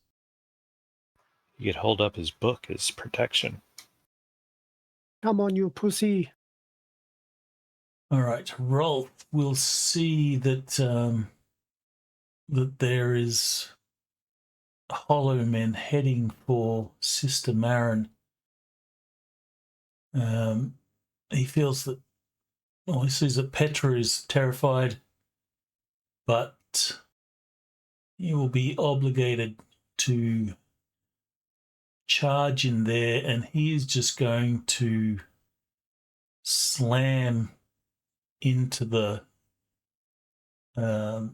white, hoping to knock it down, since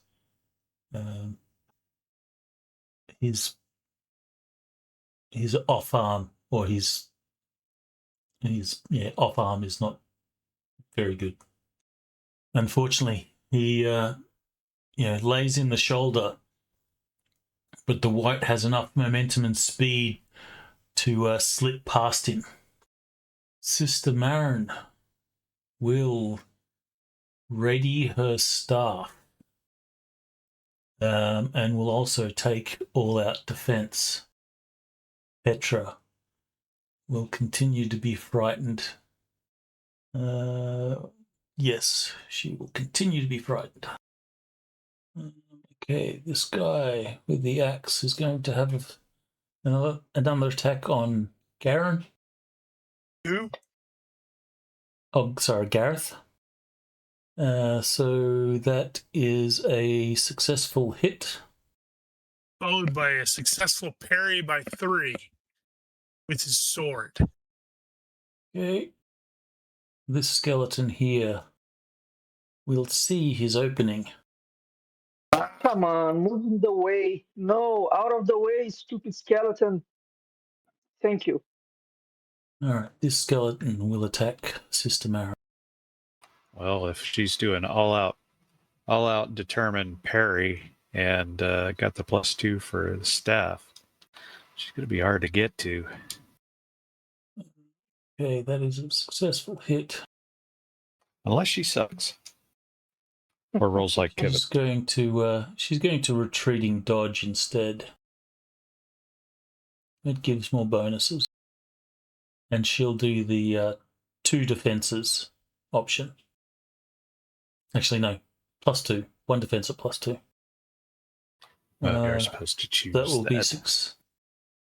Yes. That will be a success. She falls back, gives ground, but the skeleton will pursue. Given. Okay. Yeah, I'm gonna have to try it again. And I'm really leaning toward my first thing I need to go for is luck. Or improved weapon master. All right, I fucking got it this time. So Improved weapon master like Gabe did. He has got the weapon. The weapon is actually ready to use. And he will stand as his step. Right. Part of our job is to defend these guys. Mm-hmm. This could potentially really suck for me because I'm putting my back to that guy. Uh-huh. Well, it's going to go they're going to go before I do, so I'm not going to be able to cut its legs out from under me. Yep. Like I said, this could really suck for me. Successful shield bash. I am coming from a rear hex, so I don't think it can actually defend. No defense. Nope. And I need to double check something very quickly. Which is a little bit weird, since they don't actually have eyes and stuff. You cut its head off. It still fights until it's dead, but it doesn't have 360-degree vision as in its trait, so this is GURPS. You the don't get magic anything just for free. works. The magic just works forward, I guess. Oh, you're doing a shield rush. You know what happens if we knock it right That into is correct. Danjo? I don't know. I was It going to doesn't say matter. that. I was going to say that you're basically throwing This him is on the top of the. important part. Wait do you see the important part? Right. Shower me with bones. 14 Ow. points with the Wow, that's shield. awesome. Ow. Holy cow. Yeah, So and if this they're is- vulnerable to crushing. Uh-huh. This is going to cause it to be knocked back. There's nowhere for it to go. Well, if it But gets knocked Danjo's into free. somebody, it gets knocked into somebody. So it'll get But knocked with into shield rush, it Danjo's has hex. to. Yeah, I don't think it can. It cannot remotely beat my damage. So it's going to have to make a dex check or fall down. Oh, or falls automatically if the higher damage roll was at least twice as much, which I suspect it's twice as much. That's true. You can Okay, make the case so that is it this falls the down one- first. Is this the one where it doesn't actually take damage? This is just for the... No, this is actual physical damage. Yeah, but this is also not a knockback situation, quote unquote, in the normal sense. So technically, he would get. Well, actually, is that true? Okay, I think I've got everything right. Slam. Okay. Okay, he must make a dex roll. You're knocking out on that. Yeah. Yeah, I think he actually just falls down in place. Booyah! Danjo is saved. Okay, so I think Wow. what happened there is Gareth came charging in there and he smashed that thing so hard it just exploded. And the skull goes over Danjo's head. Cloud Yeah. of Skull white will stuff absolutely covers go over Danjo. Danjo's head, so Danjo can kick it or do whatever he wants to, or ignore it. Have you thought about putting like a spike on your shield boss, Garrett? All right, so I've Danjo, considered it. Don't need it. a Mikaeli is with imagine. me. bones from behind rain down upon you. And as apparently a skull flies over your head, lands in front of you. Well, I'm hoping the skull in front of me goes flying up in the air too. One thing at a time, man. One thing at a time. Oops, I forgot something. Isn't that always the thing? Wow. Well, can only do so much better than that. What's going on there? Well, I think that's not right. Looks like Well, it's still rolls plus a 4 6. minus 5, plus 4 minus 5. So Well, it's- so it it's was still a minus 1 more than it success. should have been. yeah, it's still a success, but it's you doubled up the Yeah, looks like mods. it. So it's a success by 6 instead of by 7. Which, hey, Attack that's from cool. behind hits automatically, so just do your damage. Make it count.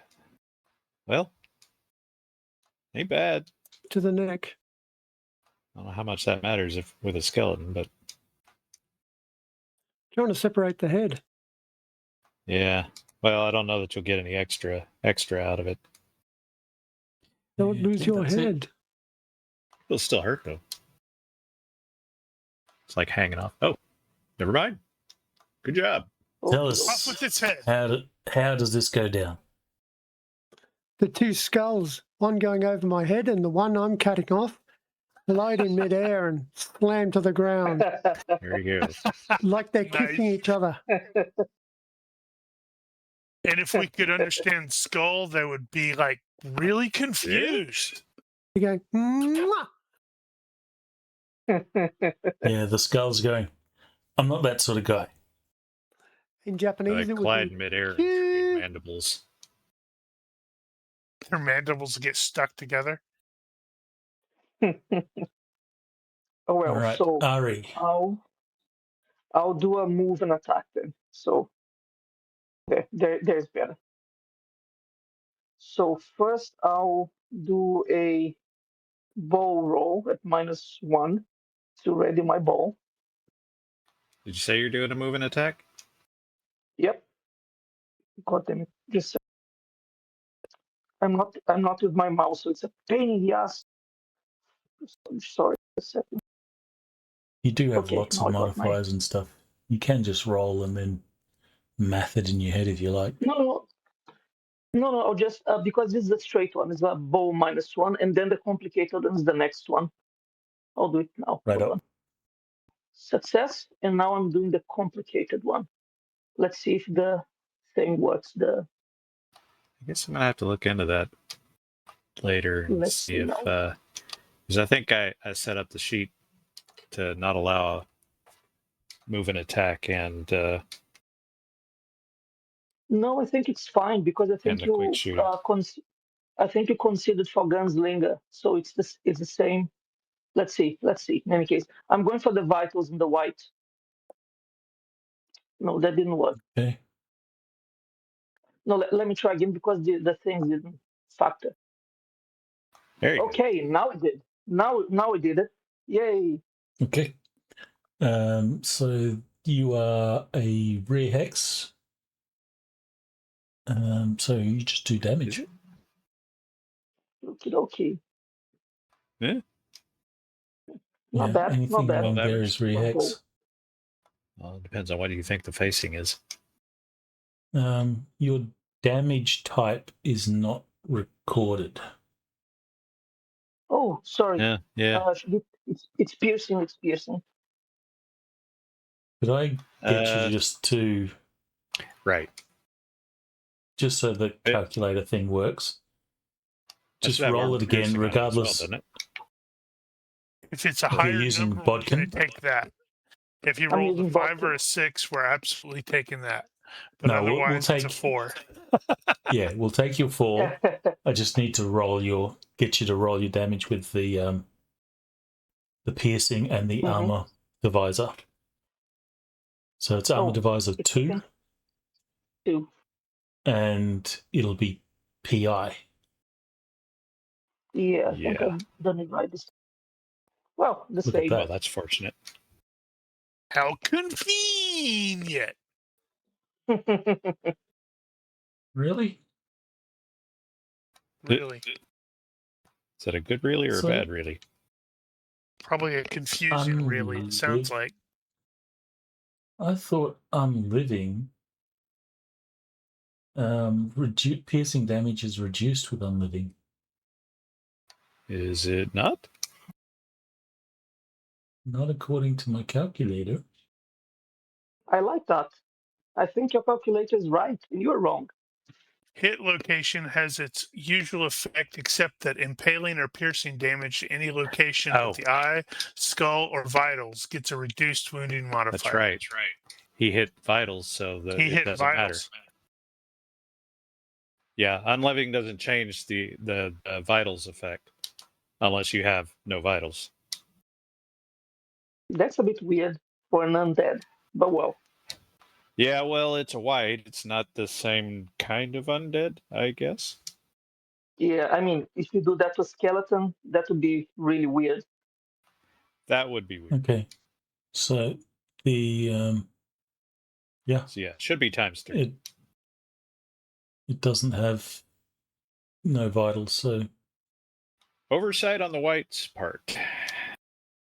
Yeah, I know in D&D, whites are classified as undead, but they're also kind of not undead. They're like, you know, ghouls. people who have eaten dead people, cannibals and all that crap, and then they've got superpowers as a result, but they're all positively evil. okay. Yeah, I think ghouls are not normal. But they're this also is all undead, good. so who knows? Okay. Wow, that's good. Oh, Nice. Well done. now Oh, if I wow. can Okay. actually Message hit for you, this guy. sir. And your message was, you know, die. Mm-hmm. I'm very proud of myself now. I didn't expect that to happen. Yep. You one-shotted If nothing somebody. else, Neither did I. If nothing else, the Order of the Pale Flame is probably looking at us right now and going, "Okay, we may have gotten our money's worth here," except for that drunk up there who keeps dropping his sword. All right, so you are welcome to describe in epic fashion how your arrow will sail through the air and kill this thing. Oh, I do like our like Gen. Wow, that's very embarrassing. Like Legolas, 3 times. That's yeah. I do like Legolas, and I run and I just fire my arrow and go straight into the white's heart, I guess, and it dies with a very dragon scream. It looks down at that thing sticking out and it's like, "Huh? What?" Where'd that come from? Oh my Yeah, god, yeah. I'm dead. This Again. sucks. Yeah, I'm dead again. Okay, if that's all you're doing, then advance your turn. Let's hopefully let Kevin do stuff. Aldrich will again take all out defense. Probably move back behind the crates there. Okay. Rolf will see that the situation here seems under control and will move to protect Petra. Sister Marin will say some words, slam the end of her staff into the ground, and the staff will light and the area will turn daylight bright. We forgot Yeah, darkness I penalties. thought she had no powers. No, she doesn't have healing, Ah, but she does have magics. So we should have been taking -3 darkness penalties, but we can ignore that now. We're near a campfire. I fluffed up the fire, remember? Yeah, well, why that it didn't wouldn't have really mattered for Gareth. If you recall, both of his attacks were critical hits by more That's than 13, I think. It should have been I would have succeeded anyway as well. Well, I think they were margin crits. Shush just you. because I need to do this. Where is it? There. Oh. Well, Great. Now I can't see yeah. a fucking thing. But didn't she fix it. just say? Well, he's got to put the campfire on there at the end of the fight. You should see ambient light. Negative. Negative, No. Ghost Rider. I see black now. I see better. Okay. Yep. I hope I'm doing this right. You should just plop the light down there, and that should be that. Oh, you got Is her that light. working? Yeah. We see a light. Yeah, in this particular case, since it's daylight, I think we bumped into that before where somebody used daylight, and it's like, what's the radius on that? Oops. And then there's that. That's the one that gets on my nerves sometimes when you're in that light mode and you accidentally start clicking around and you forget that you're adding more lights. There we go. But here we are. We have lights. It should have been turned on. It is now extra lit. Okay. So she does her thing. Petra will Amanara behind Rolf. This skeleton will see the Skeleton's opening. boss is gone. Yep. Here it comes. Uh-huh. Why would he go there instead of just Because they're directly? maybe you hadn't noticed, but they were all vectoring in on Marin. Gotcha. Probably the thing on her like the medallion that she had, I think. All right, so that's a swing and a miss for a move and attack. Good. Oh. He was attempting a drive-by. He was attempting a drive-by. Well, Kevin is finally ready to go again. Useless. And now I'm going to have to do a freaking heroic charge just to get over to him.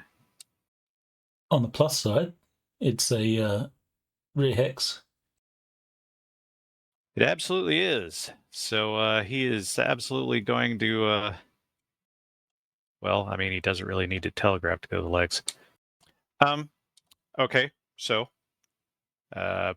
possible house rule suggestion. I've bumped into an issue where there's really no handling for example, if you want to hit both legs. Or there is. especially There's comes up with grappling. There's that whirlwind attack. No. So what I've come up with in this case, just to make it easier, if in the event that it came up in one of my games, was you just apply the penalty twice.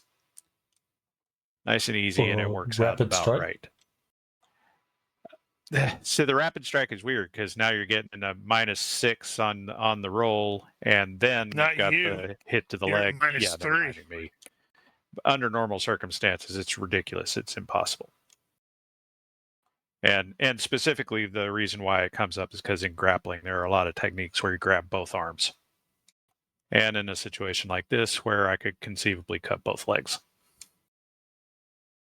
Now you might. The thing would be, if you're cutting the leg, you would have to cut through the first leg before you hit the second leg if you're going to do that. So it'll only be like blow through damage. Otherwise, if you don't cut through the leg, your sword's going to hit and stop. That depends. Unless you're doing something like angle.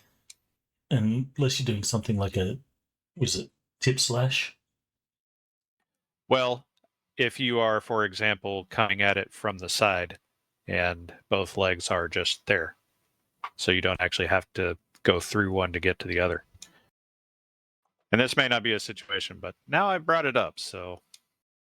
Well, at this point, we will think about it, but we'll do it as a rapid strike if you actually want to be taking both legs. Well, luckily for you, you're at -3 instead of... Well, it doesn't matter. -6. You can't do that. And you can do all you can't do a rapid strike. Okay, you sure? Yeah. So, don't worry about that. I was thinking about it for a second, and as I was talking through it, I'm like, he's running, so his legs are not going to be together in order to make that actually work. But now it's out there. So, I really don't have any reason to put any mods on this other than just go for the damn limb. Because if I fail, it's more likely the result of a really bad roll and not because I took too many penalties. So, make it count. Since I can't put any extra fatigue points in this, so we'll just have to go with it as is. Here we go. Shot. Well, if you're only going to get one roll, then that should be the roll to get. I guess that's the way to do it. So, hey, margin crit. I'm actually on do the tables and then do the damage. Well, I guess that's fine. Kind of wasting a crit on a leg, but anyway. Well, at least I don't have the problem of it potentially getting out of it, so... Which wasn't going to happen. Okay, well, that's 8 points. Oh, there is one thing I can do. Hit location. The leg. Let's see if I get it in the knee. Bah! You cut the shin. Okay, so that will actually be a crippled leg, so it will fall down. You would kindly drop that effect on. Indeed. On him. And if that's all you're doing, you can make a roll. All right. And I put that on the wrong one. Well, adding some modifiers. Not sure how I missed that. All right, well, yeah, so the skeleton was running past Garrett, took a swipe at him, and then fell flat on his face. let's see. It Prone wasn't enough does, to remove it, but it is crippled. prone does what on defenses? Is it like -2 or something? -3 to defend. -3. So if I telegraph, that'll still mean it he's -1. hit some penalty. Mm-hmm. I suspect I'm going to do that. Smash with the shield. Giving it the people's elbow. Yep. Success by 7, and I do have the prone and all that jazz on there. That I don't think the prone would actually apply, but never mind that. Target is prone, so... Right, but that usually only applies to ranged. Well, unfortunately, a success by 9 is not a margin crit, so if it doesn't apply, it doesn't apply. Okay, so he will be attempting to defend. Make sure Do your damage, please. to add that. Hold on. Got to look up shields up.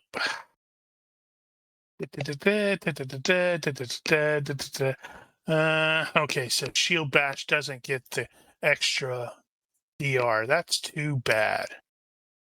Or the DB. No, it's shield rush. That's kind of mediocre damage. It's a 5. Kind of thought it did. Well, it doesn't say anything about it in shields up.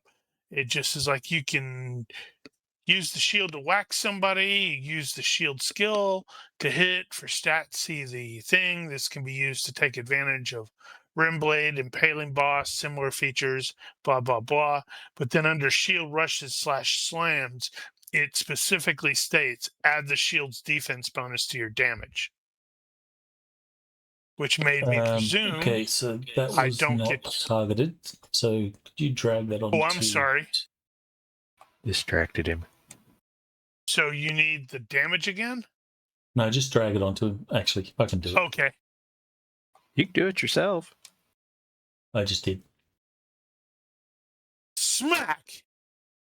Okay, just step back and stand guard over Dulcimer.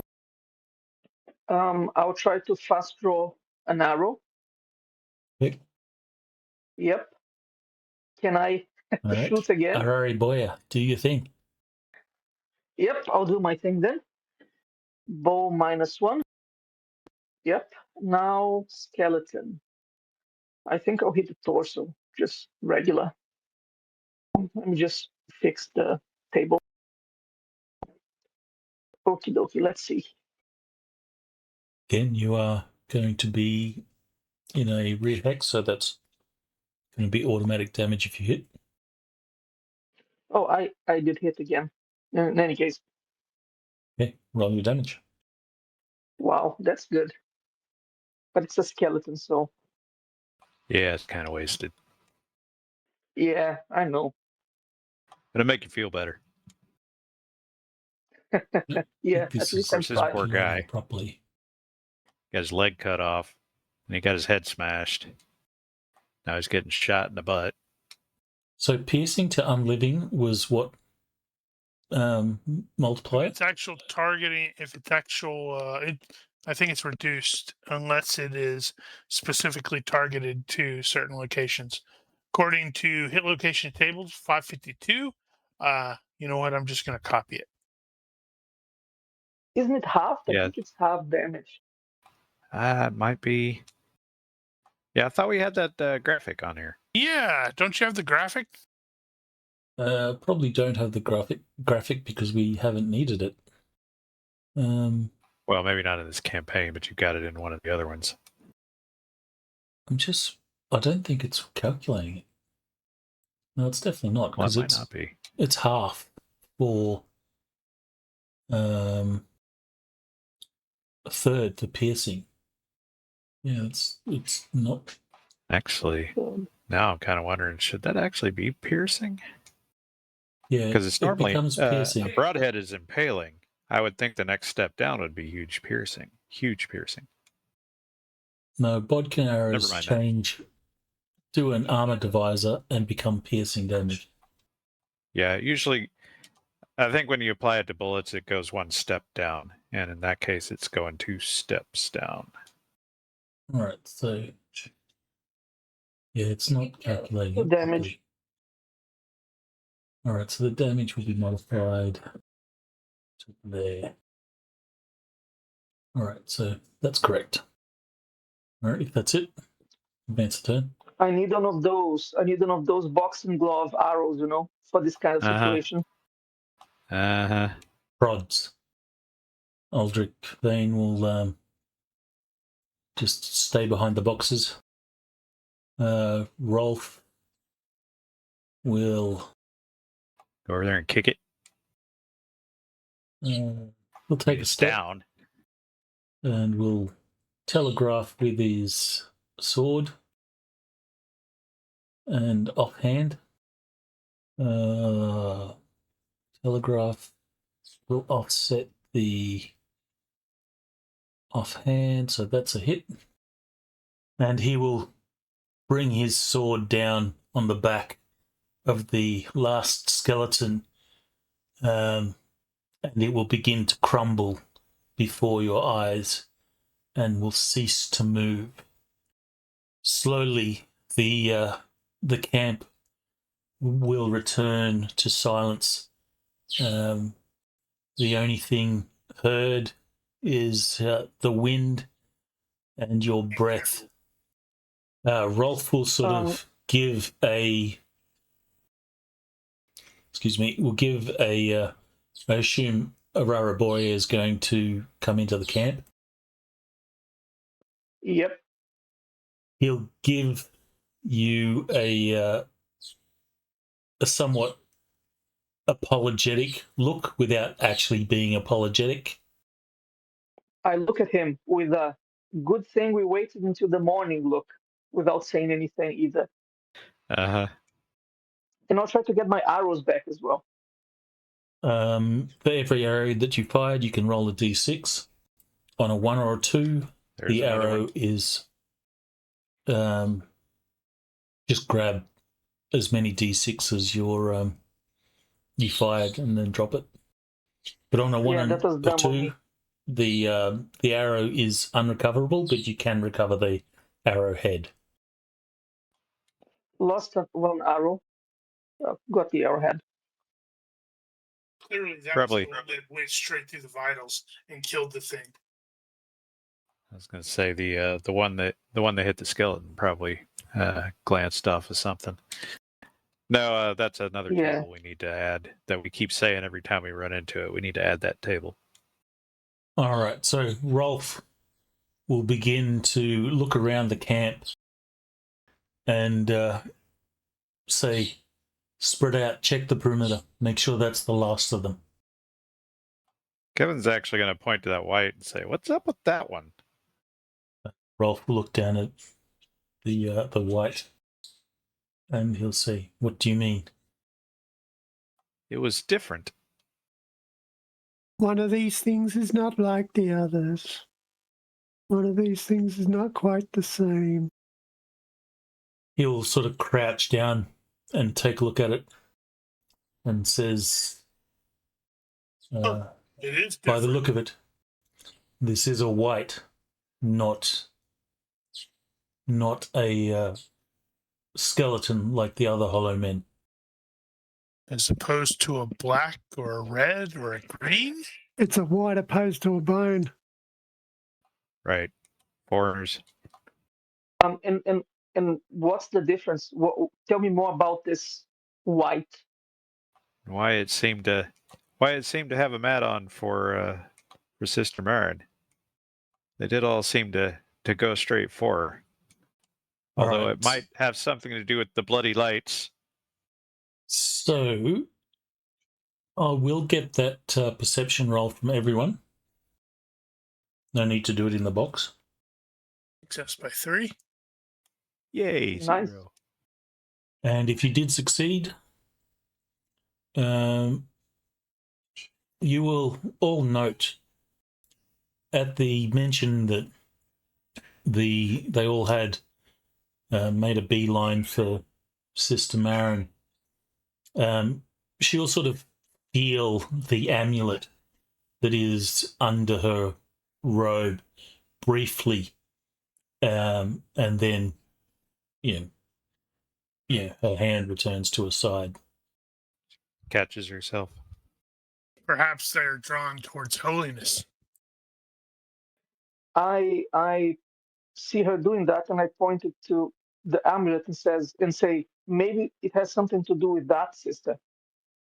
And then she force bitch slaps you across the thing. She will pull it out, and she will say, I cannot think why, but perhaps it does. It is a holy What's that symbol. anyway? Mm. He says, actually, give me a reaction roll. Me? Yes, you. Ari boy. Oh, damn it. Sorry. Take the worst one. Which one, the 11 or the 11? No, he wants the 11. Yeah, I think we'll go with the 11. She says, it's a symbol of my faith. Actually, Ronnke, can I use my luck again? Sure. If your luck is ready. Yep. That's going to suck when the undead sniper opens up on you. Well, we don't have any more fights, I think. That you I'll get a know good of. reaction, obviously. Then I'll just speak very slowly from now on. Okay. She will... You can see that she ponders and she's thinking about something quite seriously. And she says it is an artifact that will help me find the relic. We call it How the will it locator help you? seal. Drink. How will it help you find the artifact? Do you feel drawn towards it? She says, in a sense, yes. Does it work only with this artifact or with any artifact? It is attuned to the relic we seek. Well, I guess that makes our job easier.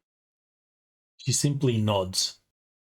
Well, apparently it makes undead's job easier too, so we should probably pay attention to that. You do have a good point. So no one is injured, so there's no need for first aids and stuff.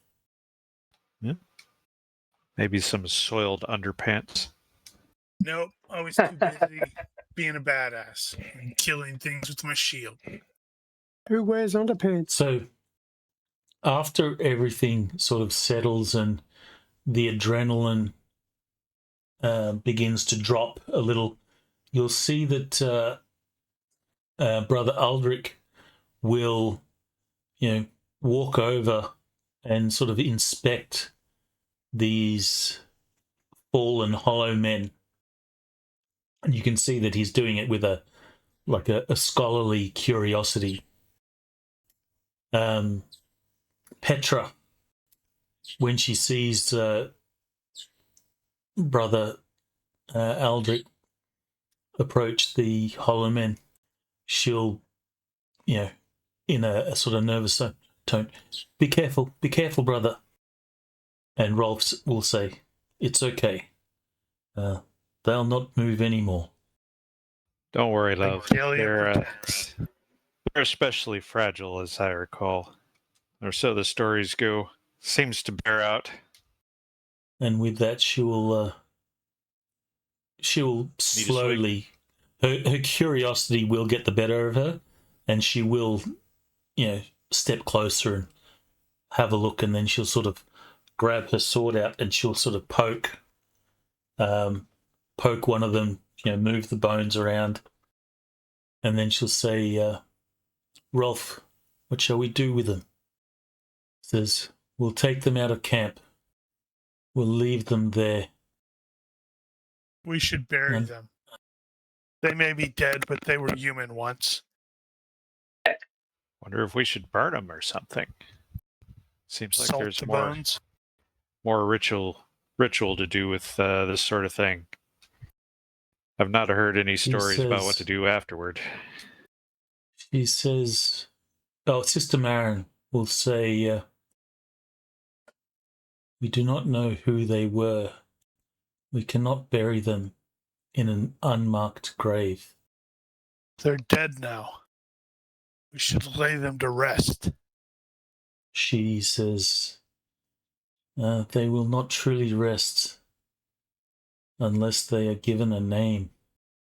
You can give them See. names. That's bony. See That's if less there's bony. anything. See if anything on their person Right. tells us who they are." Yeah, I was going to ask if they were had any sort of clothing, dress, or sort of ethnic identifier. I mean, the white definitely has something, I guess, right? They had weapons. The weapons came from somewhere. It could be a particular style. So, I think, Kevin, you can make a soldier roll, and maybe, Gareth, you can make a soldier roll at a penalty of 2. Seems reasonable. I've got that. Gareth Not a lot. does not have soldier. I intentionally did not give him soldier because he was never a soldier. He was a bandit. Oh, yeah. I wonder if there's a bandit equivalent of soldier, Nah, it's fine. He was, it's fine. like a profession banditry. Anyway, He would like to 0. forget about all of that. Okay, so that's a success. Why is this not coming up? Did somebody oops? They were your old friends. So sad. Okay, so you will see, I knew this one, Horatio. with the exception of the white, the skeletons bear insignia or sleeves which have the banner of the Free Swords Company. Ah, gotcha. I don't recall, was Kevin in the Free Swords or was he in another group?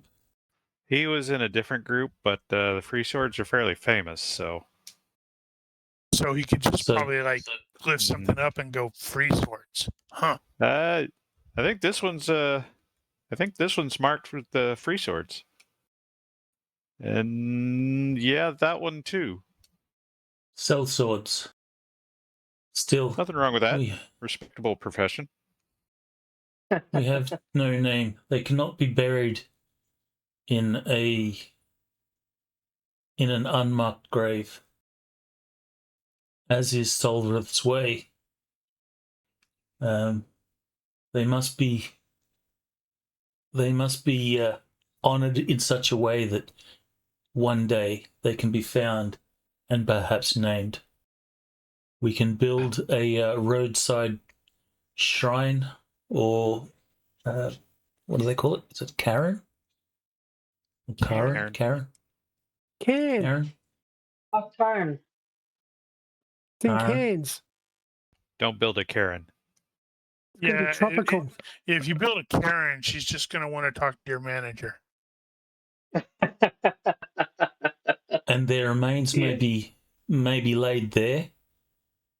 For one day, someone may come and find them and give them a true name and send them away properly. And those of you that are familiar with the pale flame, it is something of a rite of burial that those buried should be recognised with a name. So those things that are forgotten, well, she will say, if they are not named, they will be forgotten. And those things that are forgotten may fall to darkness and return again one day. Well, Kevin's scratching his head, wondering where the current area of operations for Free Swords is.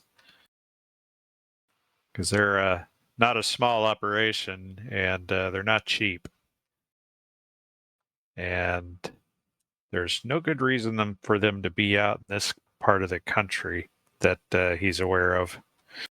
So, does Kivin have any skills like current affairs or something like that that might be appropriate? No, and he's been out of circulation for a while, so he's just kind of fallen back on his old soldier knowledge, and is aware that he's out of date. All right, so you can give me a He's soldier roll. wondering. He's not expecting to actually get an answer to that. All right, so give me a soldier roll at -5. Yeah. Okay. Roll a 3, just because it'd be I can funny. see that. What are the chances? Well, actually, we know what the chances are. Actually, not that far off. Almost. Okay, so you're out of the loop, but you could surmise or speculate that the Free Swords Company might have a contract in the Western Marches dealing with the raiders. Well, that would be reasonable. So that's a So possibility. he will verbalize his thinkings in that regard. Well, Rolf will say, if that is the case, they are a long way from the Western Marches. Indeed. Which And means now they're dead. Which means whatever's coming after the what's-it over there has come a long way for it. With that, everyone will, or at least the members of the senior members of the Pale Flame, so Aldrich and Rolf, will sort of turn to Sister Baron questioningly, while Petra sort of pokes at the bones. At which point the scene fades to black, and we shall end it there. I am Yay. chuckling to myself over here that we did that entire session at the campsite. Oh man, I hadn't noticed that until you pointed it out. It's just like an indie film. Mm-hmm. This was a bottle episode. The clearly they spent the budget on other sets and stuff, so Stuff that's coming later. So we should Oh, the expect like a voiceover. horde of undead and go, oh, that's what the frickin' budget was spent on. Yeah, they had to spend a lot on the special effects for the skeletons, so they had to make do with less set dressing. That's true. I will assume that Rolf will instruct that the remains be taken out of camp. If you want to build a can, or How do you pronounce that, actually? can. So Gareth Karen. is devout. Gareth is devout, and he follows all of the gods. So he will definitely follow their lead there, even if he thinks it's stupid. They can be, placed in a place. You can do. They can't just be buried in an unmarked grave, because at some point Right. they'll never be found. Their names will be forgotten, and Yeah, it's just whatever's done with them needs to be visible so somebody can see it. yes, In the end, all of our names will be forgotten. Yeah, no, I was trying to think of Except mine. what would be the Not standard mine. practice for a Mine mercenary was- company. You guys go do, and then kick them into a hole. Yeah, that's kind of what I was thinking. It's like they'd probably no. The lucky if they get mercenaries. taken home. No, the mercenary companies actually have an attachment of the Dawnbreakers Brotherhood. If you Well, I if guess- you War read god the stuff, right? yeah, so every name is taken and recorded for that very reason. Well, So they have an actual procedure for fallen dead. Of course, if assuming that bodies can be recovered and identified. that's actually an interesting point. If they had fallen in battle, chances are that their bodies would have been tended to, which means somebody would have dug them up in order to use them as undead, in which case they were already buried and named. And the Dawnbreakers Brotherhood are sworn to the god Mordoveth. And Yep. there is some contention between Mordoveth and Asara, And Agalia. where Mordoveth claims those that have fallen in violence, but yeah, it's all in the stuffs. One of them, well, no, that's not true. Gareth thinks that God came for his soul, but Agalia stepped in front of him and said, no, this one belongs to me. So maybe since these guys were undead, perhaps they didn't receive the proper rites. That's fair. So their souls never passed on. It's up to you how you want to, of course, interpret stuff like that. That is an interesting question, given that Kevin and presumably Boyo as well are unbelievers in this case. I wonder what they do believe as far as the afterlife. You should Don't listen exactly to have this. don't have You would certainly be aware of the traditional rites and stuff, but whether you believe it or not is up to you. Oh yeah, but what would they actually believe in the absence of the gods? Because these days you have stuff like the universal unconscious or simulation theory or some other non-theistic belief system, but they wouldn't have that in that case. What would they end up believing, I wonder? I guess something at least to give it thought. I was going to say, I think at least for Ariboya, he believes in this ancestral, it has this ancestral veneration thing, his original religion. Ancestor So worship. I think he keeps that. Yeah. So maybe he keeps only the ancestor worship aspect of the religion, maybe. Well, that would be one way to do it, yeah. Since his people are astronomical, maybe your ancestors become the stars. Wow, that's so nice. Yeah, I like They are that. made of star stuff, says Delin. Yeah, if he just sort of reverts to an older version of the religion. Yeah, it's a bit You like should just listen to Gareth more. Gareth knows what he's talking about. Trust Gareth. All right, well, let's wrap it up. 2 points, everyone. If you have any questions, I do voice have a them question now. For yourself? Yep. Okay, what's your question? No. Will the GM allow? Sorry, go ahead, Roger. No, I was just being a smartass. Carry on.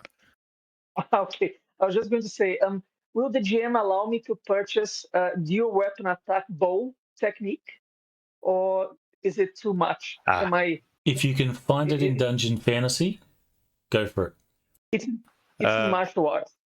Actually, that one's in the basic book as well. Okay, well, so Yeah. I guess I can shoot 2 So arrows. the way they do it is dual weapon attack is fine for anyone, but it's cinematic to put points in it. But in this case, Dungeon Fantasy is cinematic, so it's okay. And we allowed martial arts, so sure, go for it. Great. Yeah. So I'm definitely spending a point in this technique now. Yeah, I've Thank got to show you my elf character for the wondering, because it's all the same stuff. Yes, please. Yes, please. I'm going to cheat from your character. All right, well, we'll leave it there. If you are watching this and you have any questions, corrections, suggestions, or general hecklings, feel free to leave a comment here or find us on Discord. Please consider liking and subscribing to our Twitch and YouTube channels. Thank you for Or watching. don't. Olympus out. Bye-bye. Bye-bye.